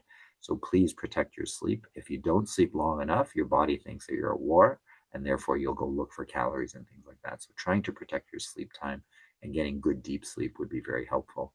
And of course, the chemicals that we put into our body. So when you're stressed out, you tend to smoke, drink, those kinds of things. And so therefore, putting those chemicals into your body now puts a stress on your body, because now your body has to deal with things that you just breathed in or drank in. And so therefore, let's not do that to our body either, if we can. And finally, I want to show you this picture. So this is a picture of a patient of mine, not the actual picture of him. But this is the history that he came. Basically, he was let go by one of his family doctors, and it said that, he was too complicated. So I ended up picking him up. And so basically, he was 59 years old with type 2 diabetes with this long string of complications, heart attacks, bypass, kidney problems, those kinds of things. And so therefore, we don't want to lead a life like this. So therefore, we can take some of these steps, simple steps, making sure our weight is controlled, reducing stress, getting sleep, those kinds of things. We can avoid sort of a history looking like this. And if we avoid a history looking like this, then it's good for us personally, right? Because we don't have to suffer with the disease. But remember saving that 1%? You can imagine that if we got rid of some of these things, we could have easily saved more than 1% for the whole system. So good for us, good for the system as well. And so if you think about it, illness, this is what we're trying to avoid. Nobody wants to grow old and have illness. And so how can we convert it? If we just change a few letters and we just, instead of the I, we added we, it becomes wellness. Okay, so therefore, if we take I, replace it with a we, then illness becomes wellness. And what do I mean by that? Well, if we work together, there's less stress, right? So right now, the world, there's a lot of sort of stressful moments. So if we stick together in the community, like the community that you guys have right now, that would be very helpful to reduce the stress. If we walk together, then we would get exercise together, right? So therefore, we can do all these things together. And therefore, you can egg me on and I can egg you on as well. And if we eat together, we might actually have better foods. In other words, I can cook stuff, and therefore, I'm not just going to have my tea and toast. So collectively together, we probably have a better time in terms of our meals. And if we laugh together, then there's wellness and well-being. And so therefore we can be happy. And you can see that by belonging to that herd, we can actually reduce our stress and live better and eat better and eat healthier and be healthier. And so maybe that's the goal that we should be aiming for, is sort of not, can I lose my weight? Is, can I do all of these things? In which case, I'm going to be a healthier person. And oh yeah, by the way, the weight is going to come off. So for example, if you just let your taste buds go and fire some more, you will naturally eat less. So that lady that used to eat the whole chocolate bar just eats one piece now. So her diabetes is better, her weight has reduced, and she saved a lot of money on chocolate. So perhaps we can do all of these things together and therefore lead a good life. Not so much just to reduce the obesity part, but by doing this, we lead healthy lives. And oh, by the way, the obesity came down as well. Anyway, thank you very much for your time, and thank you for staying awake. Throughout the stages of a woman's life, her risks for heart disease and stroke can build quietly. High blood pressure can be triggered through pregnancy, and loss of estrogen during menopause can lead to heart disease and stroke. The risks aren't always loud, but they are real. That's why we created Risk Screen, a tool to help all women recognize their risks and get ahead of them. Beat your risks. Visit heartandstroke.ca/riskscreen. Your feedback is essential to us. Please take a moment, send us an email, tell us how we can do this better. How to contact us is on the screen right now.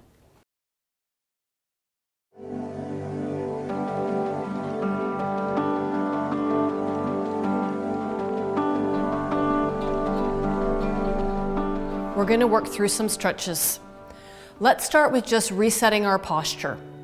Opening up the shoulders, relaxing through the upper body, and we're going to do some big muscles through the legs. Start first with just extending the leg out front, lifting the toes. You're going to feel a little bit of a stretch through the back of the leg. This is the hamstring and the calf muscles. In this position, I need you to just tip forward a little bit. If you're on the couch or in a chair, I want you to shift your bum forward a little bit so you've got lots of movement and range of motion. Your knee is still slightly bent. Tipping forward, feeling the stretch through the back of the leg, pulling the toes up to increase the stretch. If you need a break, relax and pull the toes up again. Good. We can hold our stretches 10 to 15 seconds. We're switching legs now. Lengthen out the other leg, tip yourself forward from the hips, little relax or little bend through the knee. Pull the toes up so you feel a nice stretch through the back of the leg. Good, again, holding 10 to 15 seconds, whatever you're comfortable with, releasing the stretch if it's uncomfortable, and trying again. Excellent. Good, come back to center. Let's work through some upper body ones. We'll go back to legs. Shoulder roll back, take the hands behind you and just clasp the fingers together. Here we're going to drop the shoulders down, opening up through the chest. Good. Extend the neck just slightly so you can increase the stretch. And if you're feeling comfortable here, lift the hands behind you just a little bit. Good. Again, holding whatever you feel comfortable with, and if you need to release, go ahead. You can always start over again. Nice big shoulder roll. Let's work through the upper back. Take those arms out front, interlock the fingers. Good. Now stretch the arms out front, round out the back, and now drop the chin just a little bit so you can increase the stretch through the upper back. Good. Again, holding, making sure it's comfortable, and then releasing. Shoulder roll to reset. Good. Upper shoulder. We're going to pull the arm in and across the body. Good. Feeling the stretch through the back of the shoulder and through the upper back, holding here. Nice and comfortable. We're still sitting nice and tall. We want to activate those abdominals, maintaining our posture. And let's take that other arm across. Good. Pulling it in, feeling a little bit of stretch through the upper back and the shoulder. You got it. Good. And release that side. Nice big shoulder roll. We're going to stand. If you're ready, come out of the chair and just reset that position again with a nice big shoulder roll. Good. Tip yourself forward again, but lift the toes, touch the heel down. Here, we're stretching out that hamstring and calf again, just in a different position. Good. Hold here, relax, tuck the abdominals in. You're sticking your bum out behind you a little bit. And release. Bring that foot back, touch the other heel out front. Tip yourself forward, pull the toes up. Balancing here. If you need to hang on to the chair, that's great. You want to stretch those muscles out. Good work. Let's do a little bit of inner thigh stretching. Resetting the position, taking your legs a little wider and leaning into one side. We want to make sure that this knee stays over top the ankle or the foot, not outside. And you're feeling the stretch here through the inner thigh. Good. If you want to increase the stretch, we're going to reach up nice and long so we get an added back stretch through here. Good. Release that side. Lift yourself or tip to the other side. Feeling the stretch through the inner thigh, keeping your knee over top of your other foot and ankle. Try not to go outside of that position. And reach the arm up, nice and long, feeling comfortable here, adding in that back stretch. Good, I know you're helping me out at home. Good work. Good, and release here. Good, walk those feet in, nice big shoulder roll, we're resetting. Let's go up and over, reach both hands up. Hang on to one wrist and feel that stretch through the back, the side, maybe even into your abdominals. Good, and release. Good, nice big shoulder roll. Reach both arms up again. You're gonna hold on to that other arm and wrist and reach across. Good, and release. Nice big shoulder roll and stretch. Drop the chin down. Feel a little stretch through the back of the neck. Nice and comfortable here. Good, release that way and just tip your chin up. Gently looking up to the ceiling, feeling a stretch through the front. Good, and release. Nice big shoulder roll. Good. Tip the ear to the shoulder, pressing the opposite hand down toward the floor. You're feeling the stretch through the side of the neck, maybe even into the top of the shoulder. Good, relaxing and shoulder roll. Ear to shoulder on the opposite side. Push the hand down. Feeling the stretch on the other side of the neck into the shoulder. Really comfortable here. Good, and release again. Nice big shoulder roll. Just lift up on the heels, get the blood moving one more time. Good, and you're all done.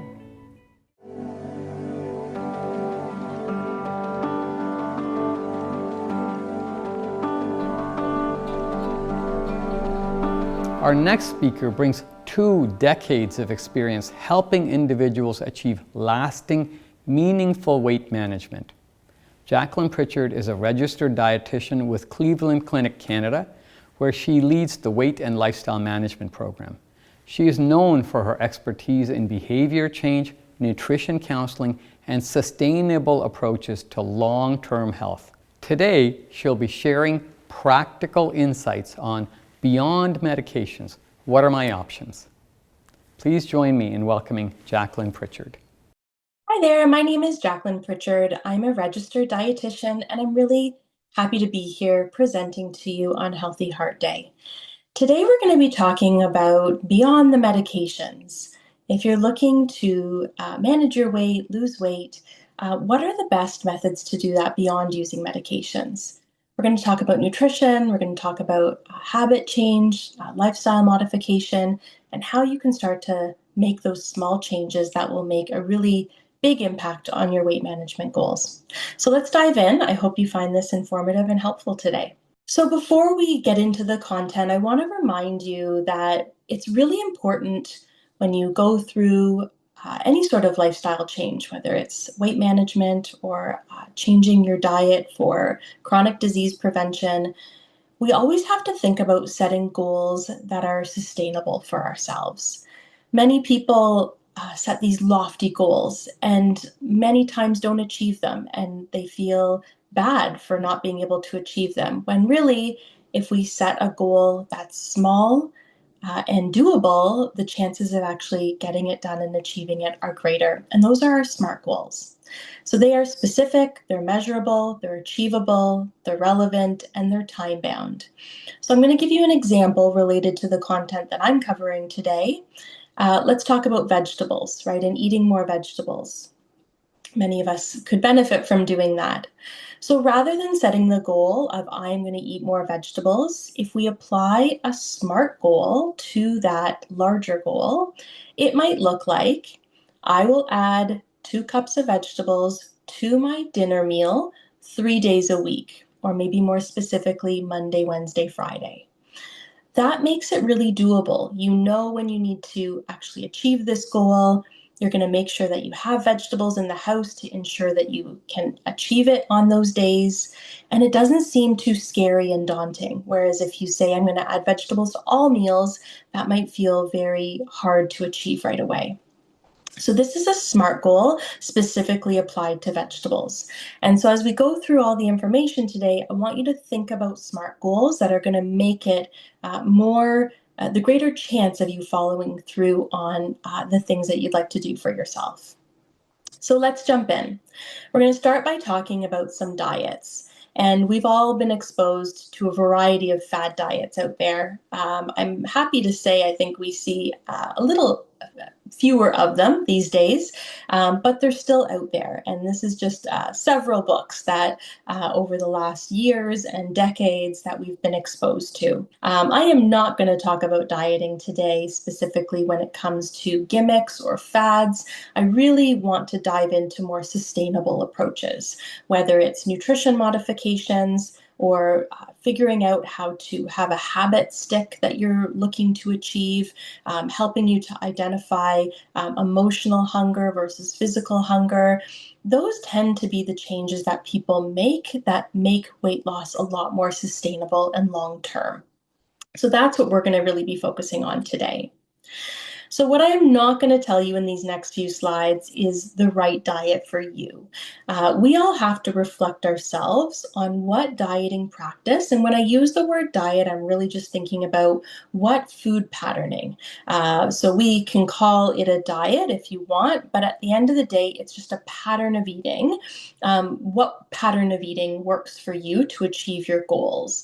And many times we have to focus on how food makes us feel in order to know what type of dieting or food pattern approach we want to follow. We're going to focus on these 4 specifically today.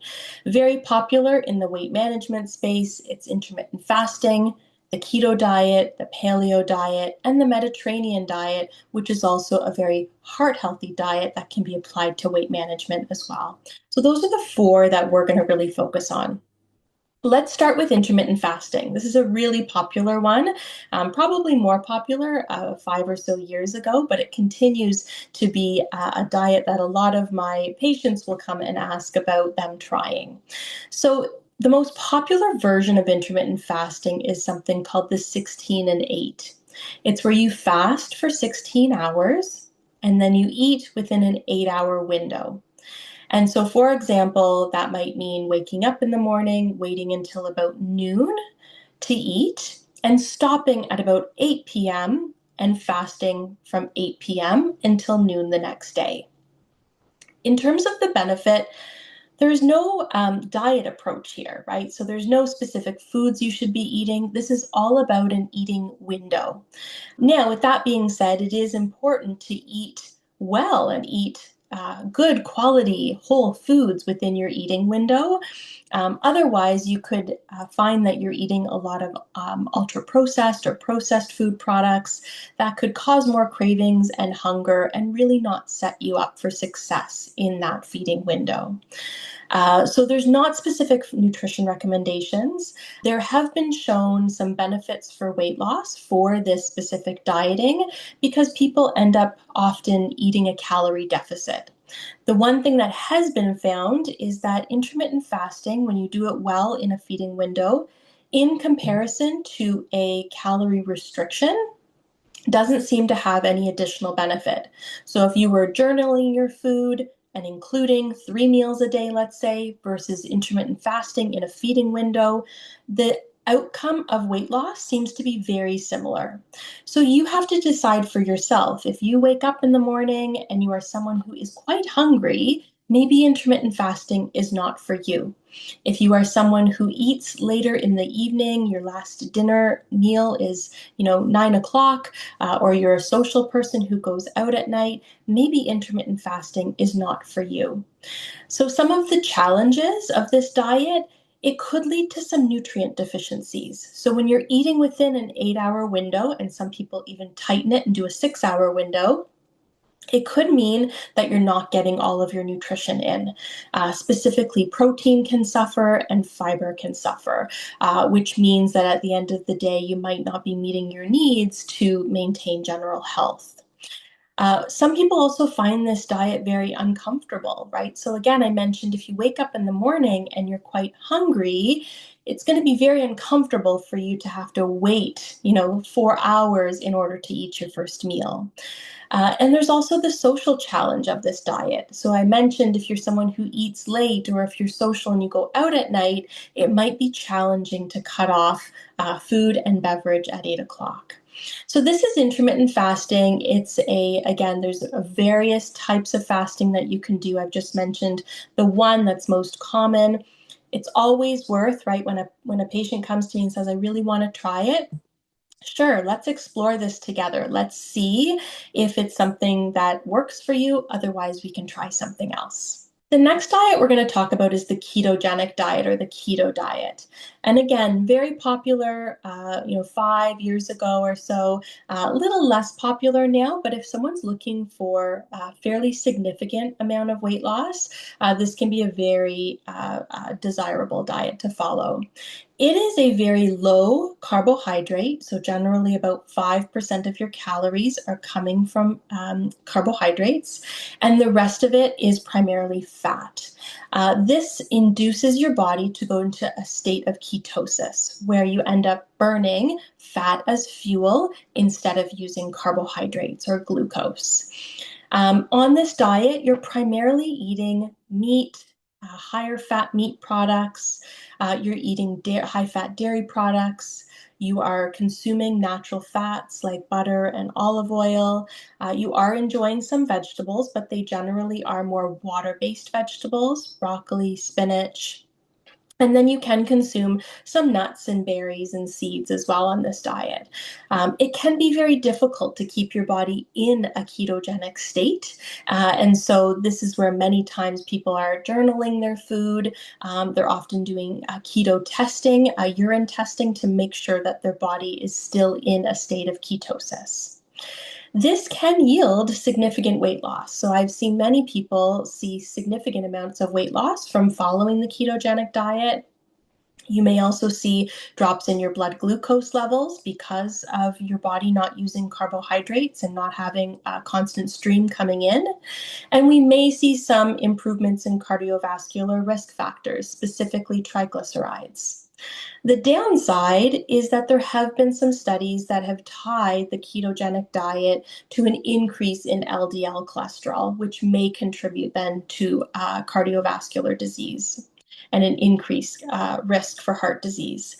It's also very low in fiber, which again, we know fiber is really good for the heart, so that could also drive up our LDL cholesterol. And it can be very difficult to sustain this diet. As I mentioned, you have to consistently make sure that you're in a state of ketosis in order to see the results you're looking for. So again, always worth, you could try this diet, you could play with it, but it's always worth thinking, is this a sustainable diet for me forever, or is it something that's just for weight loss? The next diet that we'll talk about is the paleo diet or the caveman diet. This takes us back to our roots, the times what our ancestors were eating, the hunter and gatherer times, which is very much high in lean proteins, fish, fruits and vegetables, nuts and seeds. This diet also eliminates whole grains, legumes, dairy products, and of course, processed foods. So it can, when done in a very smart way, create a calorie deficit, which will help you with weight loss. It can impact your overall blood pressure, especially due to the high amount of fruit, vegetable, and lean protein in this diet. And it can improve your overall glucose and lipid levels. And again, that has to do with the low amounts of carbohydrate in this diet. There have been some studies to also suggest that it does improve your lipid profile or cardiovascular risk factors. The challenge, it does restrict those good whole grain products, legumes and lentils. So if you're someone who's vegetarian or vegan, this diet may not be for you because legumes and lentils are a significant source of protein. It may increase saturated fat, which again could tie into cardiovascular risk. So it's, again, a diet to try. How do you feel? Can you do it in a really smart, balanced way? It might be for you. Finally, let's focus on the Mediterranean diet. The Mediterranean diet certainly gets a lot of credit as it relates to heart health. It's probably been the gold standard for heart health for many, many, many decades. It emphasizes a lot of whole foods. It emphasizes vegetables, fruits, your whole grain products. Legumes and lentils are encouraged on this type of diet pattern. Healthy fats, walnut oil, avocado, olive oil, moderate amounts of meat as well as dairy, and it really emphasizes a little amount of red meat. So when it comes to its overall benefits, we certainly know that it is tied to a reduced risk of heart attack and an overall kind of improved cardiometabolic risk factors. This is due to its low sugar content, high fiber content, and lots of good anti-inflammatory colors in this diet. You can see on the right-hand side of the screen there is Canada's Food Guide. This diet really fits probably the best with what Canada's Food Guide recommends, which is lots of fruits and vegetables, a good amount of protein on your plate from a variety of sources, and a component for those whole grain products as well. So this really fits nicely into what Canada's Food Guide recommends based on the plate model. This is not a specific diet for weight management or weight loss. However, when someone is eating, portion managed, they're eating when they're hungry, stopping when they're satisfied, eating a variety of whole foods can certainly help you feel full and satisfied, reduce your cravings and hunger, and can help you to manage your weight. So this is certainly a diet to consider for heart healthy reasons and for weight management reasons.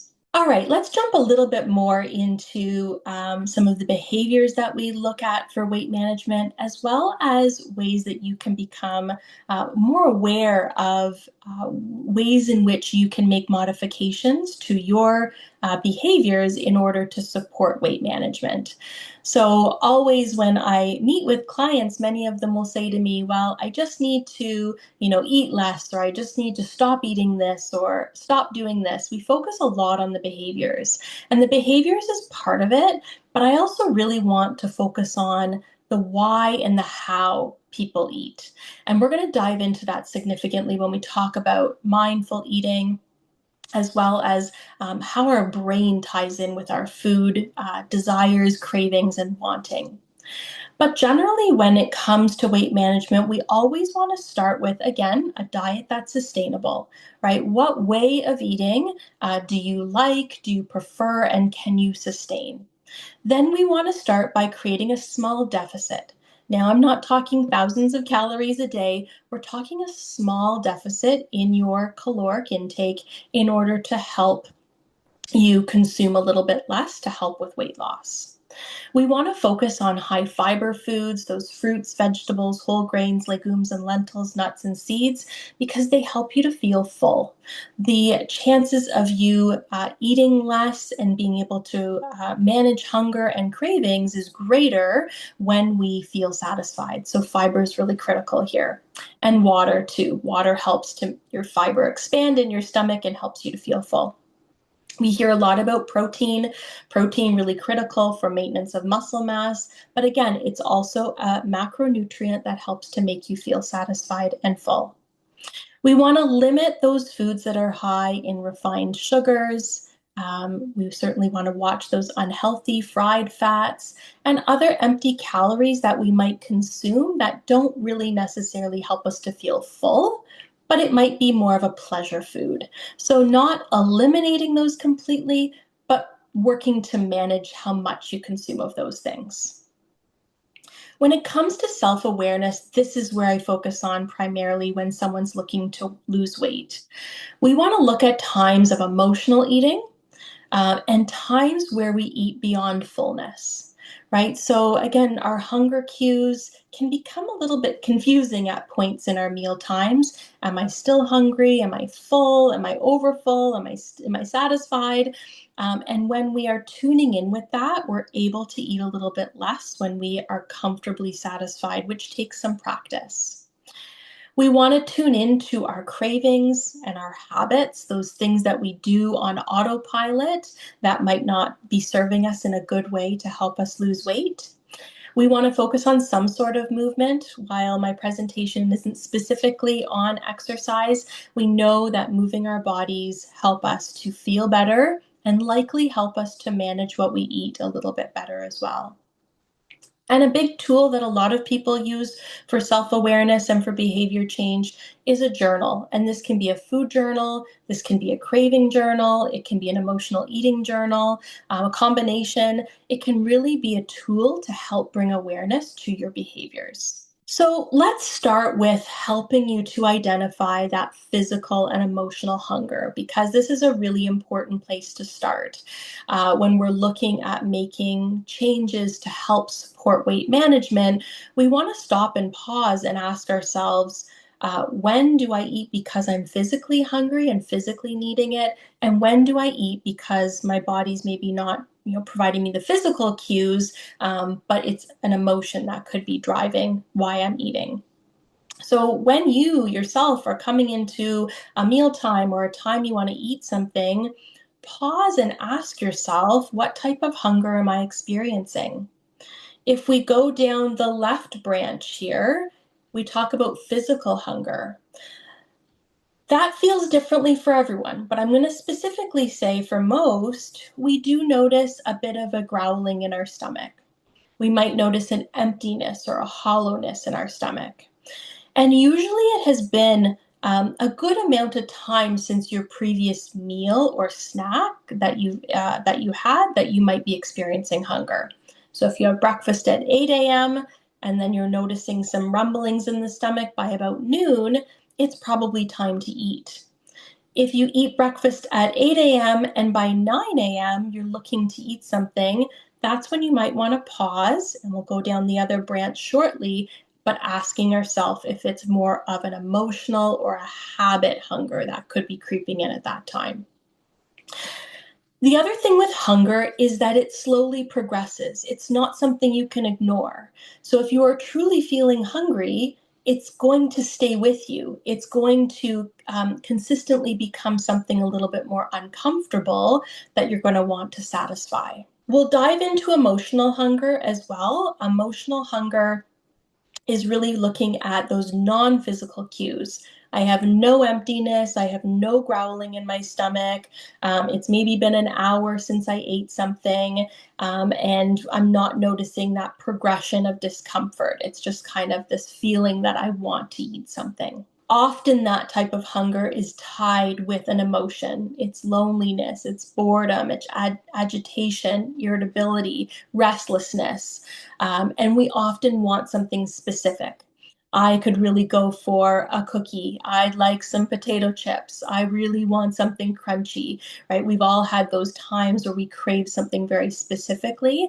That's likely coming from more emotional eating.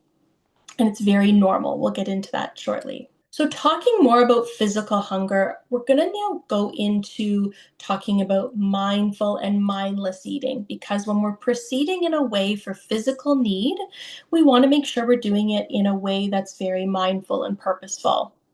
Before we talk about mindful eating, though, what is mindless eating, right? Mindless eating is non-physical cues, right? So we don't have those physical cues in our stomach, and we notice that it's likely triggered because of something in our environment, potentially, something we've always done. So maybe it's 12 o'clock and you think you should eat something. Maybe you see it in front of you, or it's in your staff kitchen or your home kitchen and you want to eat it. The package is sitting open. I'm really bad for that. If there's a package of cookies or something open, or if it's in my face, there's a very good chance that I'm going to mindlessly eat. Maybe you smell something that smells really good and that drives you to want it. It's free, right? It's on a platter in the kitchen and I'd like to eat it because it's there and it's free. That makes us mindlessly eat. Or it's something you've always done, right? I go to the movies and I eat popcorn. There's an automation to those behaviors, and that can lead to more mindless eating. So it's good to acknowledge, when do you mindlessly eat? And that way you can help yourself become more in tune to become more of a mindful eater. So mindful, right? We talk a lot about mindfulness, being present. We talk about mindful meditation, breathing. We're talking about now, as it comes to eating specifically, how do you navigate being a mindful eater? Mindful eating, and this picture depicts it so nicely, is really being present with the food that you're consuming. You're actually tasting it, right? You're feeling it in your teeth, on your tongue, surrounding your mouth. Right? You're really present with what you're having, and you're eating with intention and attention. We're slowing down, right? We're acknowledging that we're, consuming something and we're enjoying it. We are engaging our senses, right? We're smelling it. Again, we're feeling it in our mouth. We certainly are usually eating because of physical need for food versus an emotional need necessarily. So we're eating for fuel when we're eating more mindfully. And we also stop and pause and notice how the food makes us feel after we've eaten, right? So even if it is something that's, let's say, not so healthy or not such a great choice, we're stopping and we're pausing after and saying, how did that feel for me? Was it worth it? How does my tummy feel now? How is that digesting, right? When we're more present, we can also help ourselves decide the next time to become more mindful and make that decision before we're automatically into any mindless eating. So this can help you navigate how to become a more mindful eater. I mentioned slowing down, which is a huge component of mindful eating, right? This allows your gut or your stomach to communicate with your brain. Your brain is going to tell you when it's full and satisfied and tell you when to stop. And when you're eating more slowly, you'll allow that communication to happen and it'll allow you to stop sooner potentially. Some people like to set a timer to help with this. So especially if you're learning mindful eating, it's not going to come natural to you. So set a timer on your phone or in the kitchen and set it for 15 minutes and allow yourself that 15 minutes to finish your meal. It's a really hard thing to do, especially when you're a fast eater. Putting your utensils down between bites. So every time you eat something, put it down, allow yourself to chew those small bites very thoroughly before you go in for the next bite. And swallow as well. Swallow your food before going in again. I have to say, this is a really, really tricky one for people, right? We tend to be on the go and multitasking, and so slowing down can be really challenging. So this could be one of your SMART goals for today, is really thinking about slowing down at your meal times and what you might need in order to support you to do that. Many times we look at our environment, right, when it comes to mindless eating. So I mentioned open cookie packages, or maybe it's something on the counter that you consistently see that cues you to mindlessly eat. You want to set up your environment in a way that's going to be supportive to you being more mindful. So if you do fall into the trap of eating off the counter or eating out of the open packages, close those packages up. Put them into a cupboard, maybe move the cookie jar to a higher shelf in order to support your efforts for being more mindful. You might choose to temporarily get rid of certain foods in your house. If you find it's too tempting to have ice cream in the freezer or cookies in the cupboard, maybe you choose to put those foods away for a period of time as you're learning to become more mindful and present with your eating, and then you can slowly bring them back. Have really good nutrient-dense foods on hand, right? So if you fall into the trap of mindless eating, especially with poorer food choices, have some of those good food choices around. You might want to have, carrot sticks on hand as a quick option. Popcorn's a really good option instead of falling into cookies and potato chips. Limit your eating to sitting down. This is a really interesting one. I definitely get caught standing at my kitchen island and eating, with my kids. But it's really easy to overeat and to not appreciate your food when you're standing up. So another really good SMART goal is to aim for eating sitting down. Every time you eat something, you have to be seated. You're going to be more present, more tuned in when you're seated versus standing and doing other things while you're eating. Which turns us to obviously limiting our other activities while we're eating, really keeping it to eating only. So when we want to be really aware and in tune with mindless eating versus mindful eating, sometimes we need that opportunity to pause, right? Or I'm going to say HALT. HALT is a really great acronym to think about tuning in with physical hunger versus emotional hunger. Why am I eating right now? What's driving me to the kitchen or driving me back to my plate? Am I really physically hungry? Or is this coming from a more emotional place or a habitual place? Sometimes you need to take a quick time out, right? Many times I'll tell my patients, just stop and pause, walk away and go and put in a load of laundry or go and do some deep breathing or go call a friend and come back and see how you're feeling in 10 minutes. If you're still feeling that hunger, which will keep progressing, go and have something in a mindful way. But if you think it's more emotionally driven, you might want to consider going and doing something else to manage those emotions without going to food first. You can use distractions. Again, I just mentioned, going off and doing some deep breathing, calling a friend, reading a book, listening to music. Many times you can also learn your triggers, right? Many people will know. I know for myself, when I enter the kitchen around dinner time and I'm starting to cook dinner, that's a time for me to mindlessly eat. I'm starting to get hungry, the day is done, I'm de-stressing, unwinding, and if there's an open package, there's a greater chance of me eating. So avoid those triggers or become aware of them and have a plan in place to overcome those triggers. Move your body. That's a great way of helping us to manage some of those impulses. Go for a quick walk or go do some quick stretches and practice deep breathing. So HALT is a really great acronym to helping us identify times of more emotional and physical hunger. All right, let's get into more emotional eating now and some strategies there. So the good news is emotional eating is really normal, right? I see a lot of clients who really put themselves down because they are such emotional eaters. They acknowledge that many times that they eat, it is for emotional reasons versus physical reasons. This is a really normal thing, so give yourself some grace. So when we are in a stressed state, our nervous system, specifically our sympathetic nervous system, which is our stress nervous system, is dominating. It goes into overdrive. It goes into something called our fight or flight state. It increases certain stress hormones in our body, and it makes us drive towards food, usually, that is going to make us feel good quickly. And guess what? That's probably not broccoli. It's probably going to chocolate, ice cream, and those refined carbohydrates that are going to give you that quick feel-good feeling. We are driven to those sugars, also because our brain is driven based on the fact that our emotional brain is kind of dominating at that time.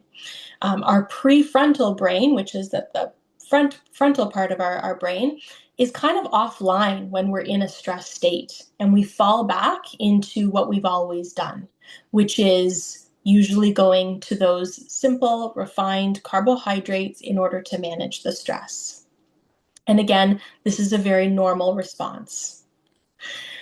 The other thing that happens, we're going to talk about this neurotransmitter called dopamine. Dopamine spills over in our brain when something feels really good, and it teaches the brain to do it again. So when we go to emotional eating and the ice cream feels really good and it temporarily helps you release that stress, there's a flush of this neurotransmitter called dopamine that says, do that again next time. That was really good. It felt good. It teaches your brain to do it again. And again, this is a normal thing for your brain to do. We just need to learn how to manage it and regulate that. So we have another time of stress. It creates this kind of urge or this craving. I really need the ice cream now, right? We satisfy our desire for it to help manage that stress, and dopamine washes over again. And so this is more of what we almost call a motivation neurotransmitter, a learning neurotransmitter. So if you're ever standing in your kitchen and you say, all of a sudden I have this drive to go to the pantry, or this drive, this feeling that I need to have this, that is likely dopamine at play, and it's protecting your brain the way that it's supposed to. So it's good to acknowledge it. I'll often tell my patients, just call dopamine out. Hey, that's dopamine at play right now, making me want to do this thing. The problem, the challenge here is that people really get down on themselves, right? So you ask the question after, oh, why did I do that to myself? I'm working towards weight management. I'm looking to lose weight. Why do I keep going to the ice cream? So this is where becoming aware of this and having some tools in place to manage in these moments can be really helpful. So when we look at cravings, right, when someone says, I really am craving this or that, there's not usually physical hunger there. This is usually a drive based on a habit that you have or that you've repeated numerous times, and dopamine is making you go back and repeat it. So again, that idea, when you're feeling stressed, when you're feeling lonely, even when you're feeling happy, right? So think about emotions. We often think about negative or sad emotions. This can also be happy emotions. This can be you celebrating something, right? When we feel an emotion and it makes us want to have something, I have a craving for this, that is dopamine washing over and making you go and have that thing, that specific, sweet, salty, crunchy thing. Like I said, this is not about you needing more willpower or more self-drive. This has everything to do with a normal response from the brain, right? This is what the brain is adapted to do. This is not a character flaw, right? So that's really empowering for patients, is when you learn that these drives that you have to go and eat are actually not your flaw internally, that this is your brain at work to do what it's meant to do. So when we find that we're in those stress states and we crave those things, it's very normal, because these are very significant dopamine triggers, and your body learns them and likes them, and it goes back and keeps doing them. So whatever we do that reliably makes us feel better, the brain will remember that, right? And there's a variety of substances that people can use in order to help themselves feel better. We're focusing a lot on food. So if you are someone who has consistently turned to food to feel better, your brain remembers that. So as a final takeaway on dopamine, remember, dopamine is not a bad thing, and you are not bad for behaving the way that you do. We just have to know that when we are in a state of stress, and we know that dopamine is going to be at play to drive us to go and get the thing, we have to learn in order to manage that by calling dopamine out, by distracting ourselves, by having some different outlets that will help us to kind of manage that discomfort in the moment in order to help it dissipate and go away. And that's one of the most powerful things, is that if you sit with that feeling for a period of time, 5 or 10 minutes, you'll notice that drive will actually start to settle and it becomes less uncomfortable. So that's one of the best things people can do for themselves, is when they're in those moments of experiencing that drive, that wanting, sit with it, breathe through it, acknowledge that it's going to go away and that it's going to be okay, and that you don't need to act upon it. Dopamine really ties nicely into something called our habit loops. And we talk a lot about habit loops when it comes to habits that we want to create or habits that we want to break. And this is a neurological loop that drives the things that we do all the time. We all have habits, right? We brush our teeth at a certain time. We make coffee in the morning. We do things in a certain way. And those are all based on neurological habit loops that really make the brain not work very hard, because it's something that comes very naturally. So when we look at habit loops, we look very similarly at when we look at dopamine. There's always some sort of cue in our habit loop, right? So it could be something like, sitting down on the couch at night and turning on a TV show.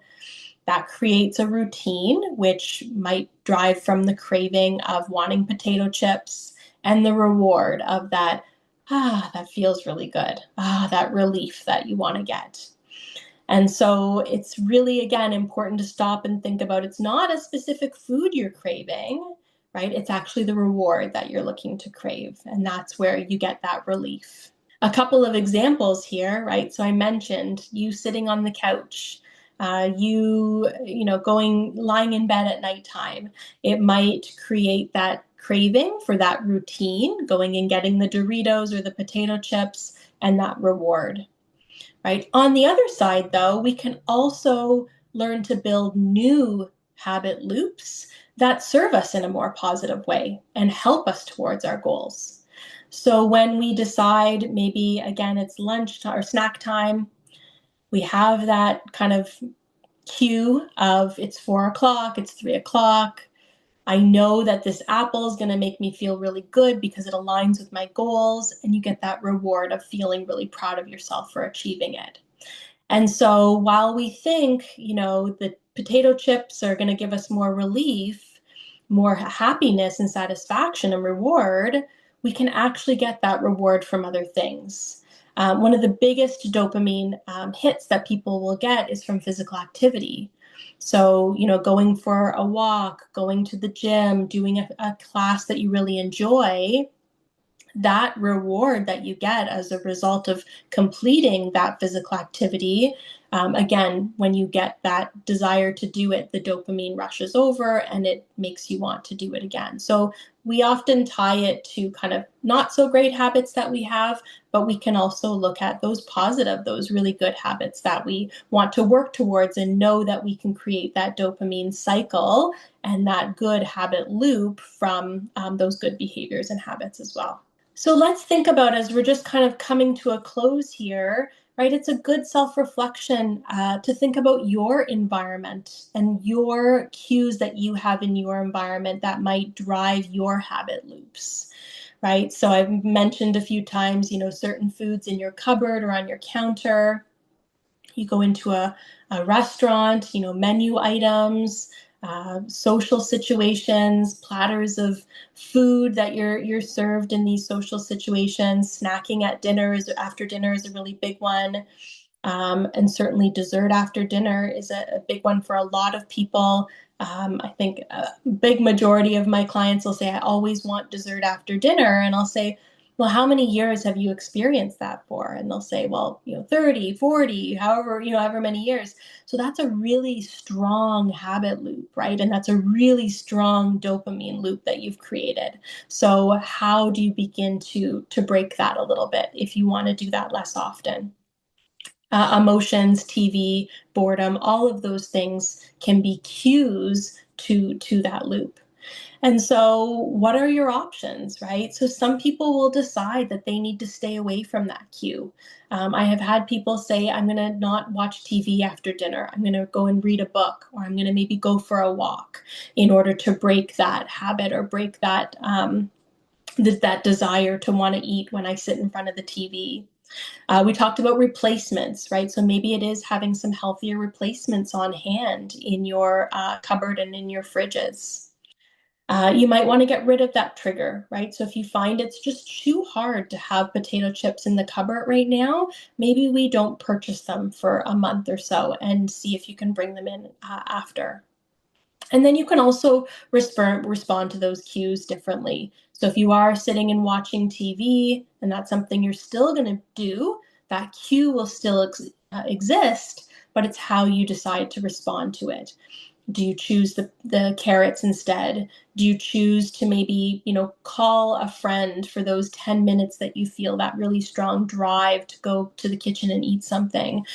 Do you want to do some deep breathing? Like, what can you do in those moments if the cue is still going to exist? So I hope this has been really helpful for you in helping you identify, potential diet patterns or ways that you might want to explore eating in weight management. Certainly looking at that emotional and physical hunger and helping you identify what is physical hunger and how do I respond to it in a more mindful versus mindless way. And if it is emotional eating, how do I begin to manage some of those emotions that I'm experiencing in a way that's not a response with food? Looking at some of those habits that you have that might enforce that dopamine drive and make you want to go back and have more or have something. And remembering that that is not a lack of willpower on your part, and that is a really normal adaptive brain drive that is something that we all experience. And so giving yourself some grace as you're making those changes. So just as we wrap up now, I want to remind you to make those small goals. I think there's been lots of opportunity through this presentation to think about small takeaways and things you can try to implement on a micro level, if you will. Set up your environment for success. Really think about when you walk in your kitchen or when you walk in your workplace or wherever food maybe is a common place for you to consume. Are there certain things that you can do for your environment to set you up for greater success? Tracking progress is really helpful. So whether it's that food journal, maybe it's a cravings journal for you, maybe it's a journal of emotions that you're focusing on a little bit more, really looking at that as a way of giving you some really great insight and awareness as to where some of those areas are that you might want to start addressing. And having a partner is always great. So whether it's a spouse, whether it's a friend, whether it's a colleague, a neighbor, when you're looking to take on change, it's great to have someone by your side to support the changes that you're making. So I hope you found this really helpful, and I wish you a good rest of your day. Please, as we're going through this event, send us your feedback. How to get to us, how to send your feedback is on the screen.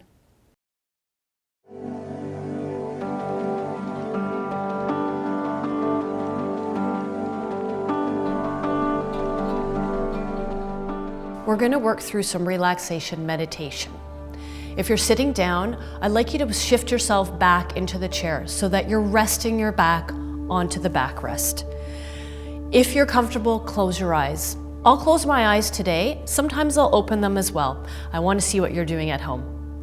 Relax your shoulders. Good. When you're ready, inhale through the nose. Exhale through the mouth. We're slowing down our breathing. We've just exercised a little bit, so we want to slow down the blood flow, relaxing our body, relaxing the muscles. Inhale through the nose. Exhale through the mouth. Good. Feeling very calm, very relaxed here. Drop the shoulders down. Inhale through the nose. Exhale through the mouth. We're going to start at the top of the head. Think about your skull, your forehead, and really relaxing all of the muscles around your eyes. Start with squeezing your eyes closed as tight as you can. Squeezing, squeezing, squeezing, and release. You can open your eyes big and wide, relaxing the muscles, and then closing the lids again. Inhaling, focus just on your breathing. Through the nose, out through the mouth. Good. Squeeze your lips together now. Squeeze, squeeze, squeeze. Really activate those muscles in your face and then release. Letting all the tension escape from your body. Letting it flow away. Work now through the jaw, the neck, and the shoulders. We're going to lift the shoulders up towards our ears, creating tension and discomfort, and then releasing and dropping the shoulders down, relaxing the muscles, letting the tension escape through our arms and down out through our fingertips. Good. Breathing in through the nose and out through the mouth. And relaxing the arms, relaxing the shoulders. Continue to work down through the chest, feeling the muscles, inhaling, expanding the muscles, creating some tension, and then releasing, letting all the tension go, escaping from your body, relaxing into your position, feeling very comfortable. Work your way through the bottom of your ribs, abdominals, in through the hips. In this position, I want you to squeeze your glute muscles, activating and creating some tension, and then releasing, letting all the tension go, escape from your body, feeling very relaxed. Breathing in through the nose and out through the mouth. Work your way down the legs, in through the hips, the quadriceps, right down into the knees. Now, I want you to extend your legs out, creating some resistance through the quadriceps, squeezing those muscles, and then releasing, letting all the tension escape from your body, escape down the legs, out through your toes. Good. Feeling very calm, very relaxed. This time, extending the feet, pointing the toes, creating some resistance through the lower legs. Yes, and releasing, letting all the tension go, letting it escape from your body. Pull the toes up this time, creating that resistance through the back of the leg. Yes, uncomfortable, and then release. letting all the tension go, keeping your eyes closed if you're still relaxed and comfortable, breathing in through the nose and out through the mouth. Relaxed. Good. Try pressing yourself back into the chair, pushing yourself through, creating some tension through the whole body, and then releasing, letting yourself slump a little bit, relaxing all the muscles, feeling very soft, very relaxed. Knowing that the tension is escaping from your fingertips, your toes, out through the top of your head, letting all the tension go. Good. Inhale through the nose, exhale through the mouth, and just take another few seconds here to relax and stay very calm. Breathing in through the nose and out through the mouth.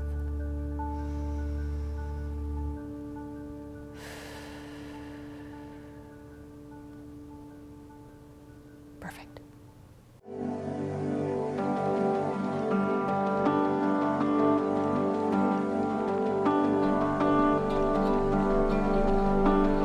Thank you everyone for joining me for Healthy Heart Day 2026. I'll be talking to you today on obesity and heart disease, lightening the load and strengthening the heart.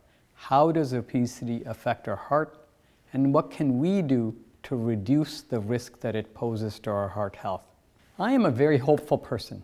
I'm hopeful because over the course of my career, my training, I've seen a dramatic decline in the risk of heart attack deaths and cardiovascular complications. Through the 80s, 90s, and early 2000s, we saw a steady decline in the number of Canadians dying from heart disease and people really around the world leading healthier, heart-healthy lives. And it's really through our better understanding of the causes of cardiovascular disease. The science of cardiovascular illness has progressed dramatically over the last 3-4 decades. It's included simple things like better understanding of the impact of cigarette smoking and tobacco exposure, better public health strategies, understanding the impact of lifestyle changes, diet and exercise, but also important breakthroughs in new pharmaceuticals, medications that can help reduce cardiovascular risk, treat disease when it develops, procedures like stents and valve replacements that help to treat advanced disease and keep people healthier longer, mechanical heart support for those that develop very advanced disease, and more recently, remarkable breakthroughs in our understanding of the genetics of heart disease. We're now developing treatments that are specific to that individual. Based on their genetic profile, we can target therapies that will work with their genes to keep them heart healthy. It's this remarkable breakthrough in our cardiovascular science that has led to the decline in heart attack deaths over the last 3-4 decades. It's really been powerful to witness this over my career, and it inspires me to keep going. But what has been a concern for me and for all of us in the prevention world is that over the last 10, 15 years, we've unfortunately started to see an increase in the rates of heart attack deaths, cardiovascular complications. The progress that we made over those multiple decades seems to be reversing.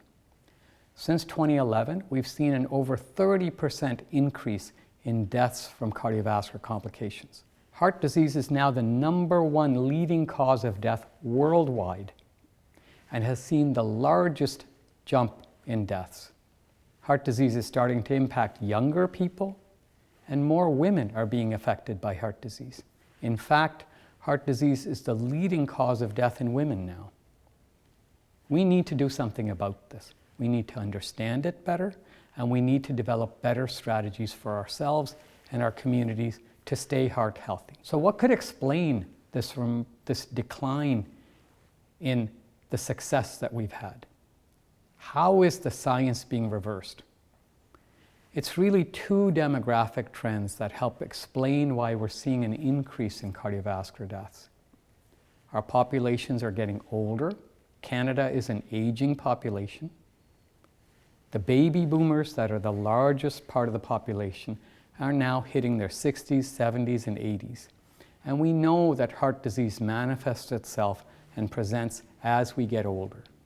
So as our aging population gets into the age at which we see heart disease manifest itself, we're seeing higher rates of heart disease. But at the same time as our population has gotten older, our population has also become more obese.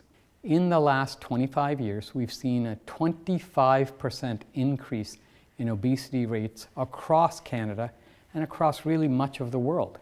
It's that population that's getting older and getting more obese that at least in part explains why we're seeing an uptick in cardiovascular deaths. But the two are actually interlinked. As we get older, our metabolism slows down. When you're young, when you're in your teens and 20s, just doing nothing, you burn calories. But as you get older, our calorie burn from day-to-day living slows down. Our metabolism slows down. So as a result, if we continued to eat the same amount of calories, we wouldn't burn them efficiently and we'd start to gain weight. At the same time as our population's gotten older, there has been change in the food habits. We're eating a lot more processed foods, foods that are dense in calories and are not healthy for our metabolism. We're also doing a lot less physical activity.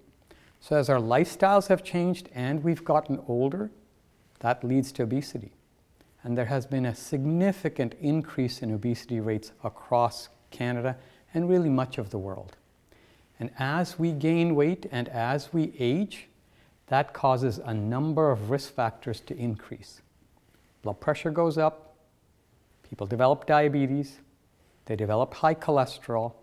All of this leads to inflammation, and inflammation is one of the root causes as to how obesity causes cardiovascular disease. It's not what you look like on the outside, it's what obesity and aging is doing to our internal organs that counts. When all of those things come together, rates of heart disease accelerate, heart attack deaths increase.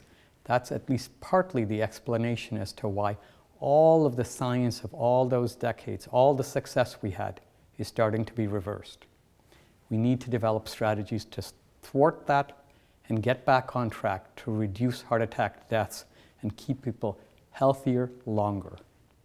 We know that there are a number of risk factors that cause heart disease. We break them up into what are called non-modifiable risk factors, things we can't change, and modifiable risk factors, things that are under our control. There are some things that we just can't change. We're all getting older. Aging, there is no reversal to that. We also can't change our race or ethnicity. We know that certain populations are at a greater risk for heart disease. The Native Canadian population, the South Asian Canadian population, both are high-risk groups. We also can't change our sex. We know that men develop heart disease at a younger age, but when women become perimenopausal or postmenopausal, heart disease rates accelerate. We can't change our sex. We also can't change our genetics. What runs in our family?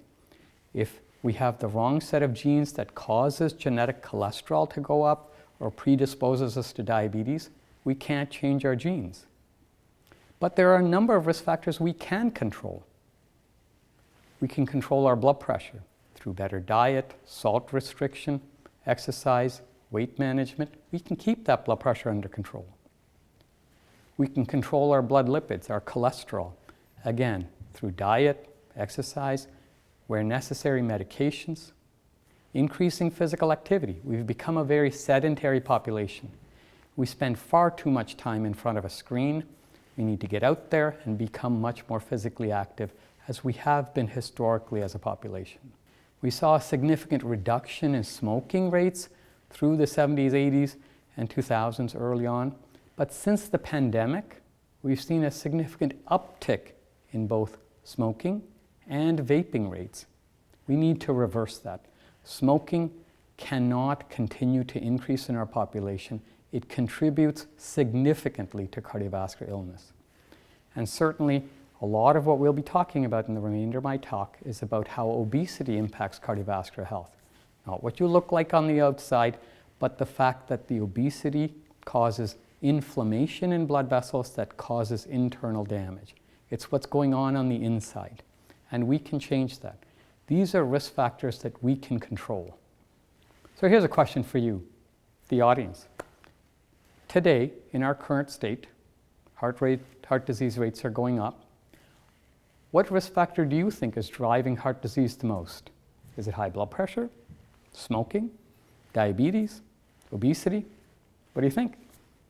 Historically, smoking was the big contributor to cardiovascular illness in much of the world.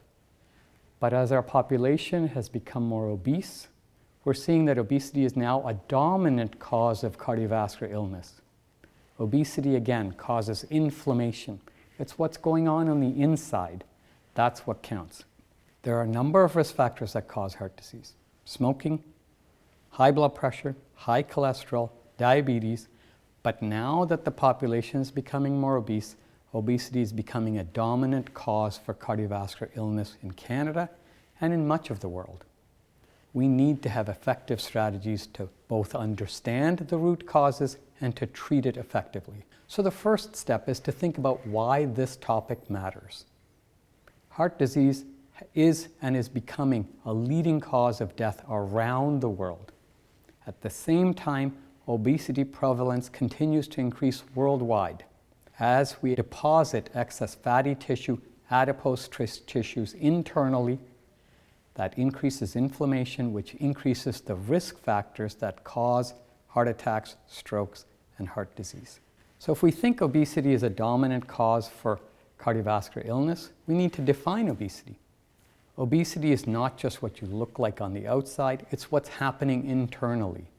It's a chronic disease involving excess adipose tissue, fatty tissue that is starting to deposit around our internal organs, increasing long-term health risk, heart disease risk, diabetes risk, joint injury risk. Historically, we've measured it through what's called BMI, body mass index. That's a product of our height and weight. And we've measured it through waist circumference, our girth around our belly. That's how we've historically thought about obesity. But as we've started to do much more investigations on the causes of obesity and the science of obesity has improved, we no longer define it just by body mass index above 30 kilograms per meter squared. We now think of obesity as a complex chronic disease in which abnormal excess fatty tissue starts to deposit internally, impairs health, and increases the risk of long-term medical complications. So the new Canadian adult obesity guidelines encourage healthcare providers to have a much more patient-centric approach to obesity. We're moving away from constantly telling people to eat less and move more. We're asking healthcare providers to advocate for the overall health of the individual, rather than solely focusing on what the number is on the scale. We need to determine the root cause of the obesity in that specific individual and give them guidance and support to change that. And so the science of obesity has really started to come together. We understand that obesity is a complex cause. There are multiple things that lead to obesity. In certain individuals, there can be metabolic derangements, their metabolism can be out of whack, their thyroid, their insulin levels. Various metabolic causes can increase obesity. There can be genetic predispositions. There can be specific genes that people inherit that can lead to increased weight. Certainly there's important behavioral changes that we need to make. As we've talked about, we need to start avoiding overly processed foods, calorie-dense foods that are not heart healthy, because those foods, again, impair our metabolism. They cause insulin resistance, which increases hormones that lead to weight gain. And we need to change our environment, how we live. We need to have better food choices. We need to be much more physically active. We need to work on stress management.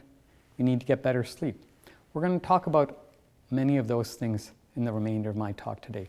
All of these risk factors come together that leads to obesity, that causes increased cardiovascular risk. But ultimately we know that the greater the weight, the greater the risk. Higher the body mass index, the more the risk of cardiovascular complications. If you're slightly overweight, you're at greater risk than if you're at your ideal body weight. If you're more overweight or severely obese, your risk is significantly higher. But at each step, we can make important changes to reduce that risk. Obesity affects many parts of our bodies. As we become obese, we're much more prone to developing sleep apnea. That's a condition in which we don't sleep deep enough, and there are times when we're stopping breathing in the middle of the night. As a result, we're not getting enough oxygen into our bloodstream. That can thicken the blood, increase the risk for strokes and heart attacks, increase the risk for heart failure. Obesity directly affects blood vessels, leads to plaque formation, which can increase the risk for heart attacks and strokes, increases the risk for heart failure because it increases high blood pressure, causes diabetes and high cholesterol.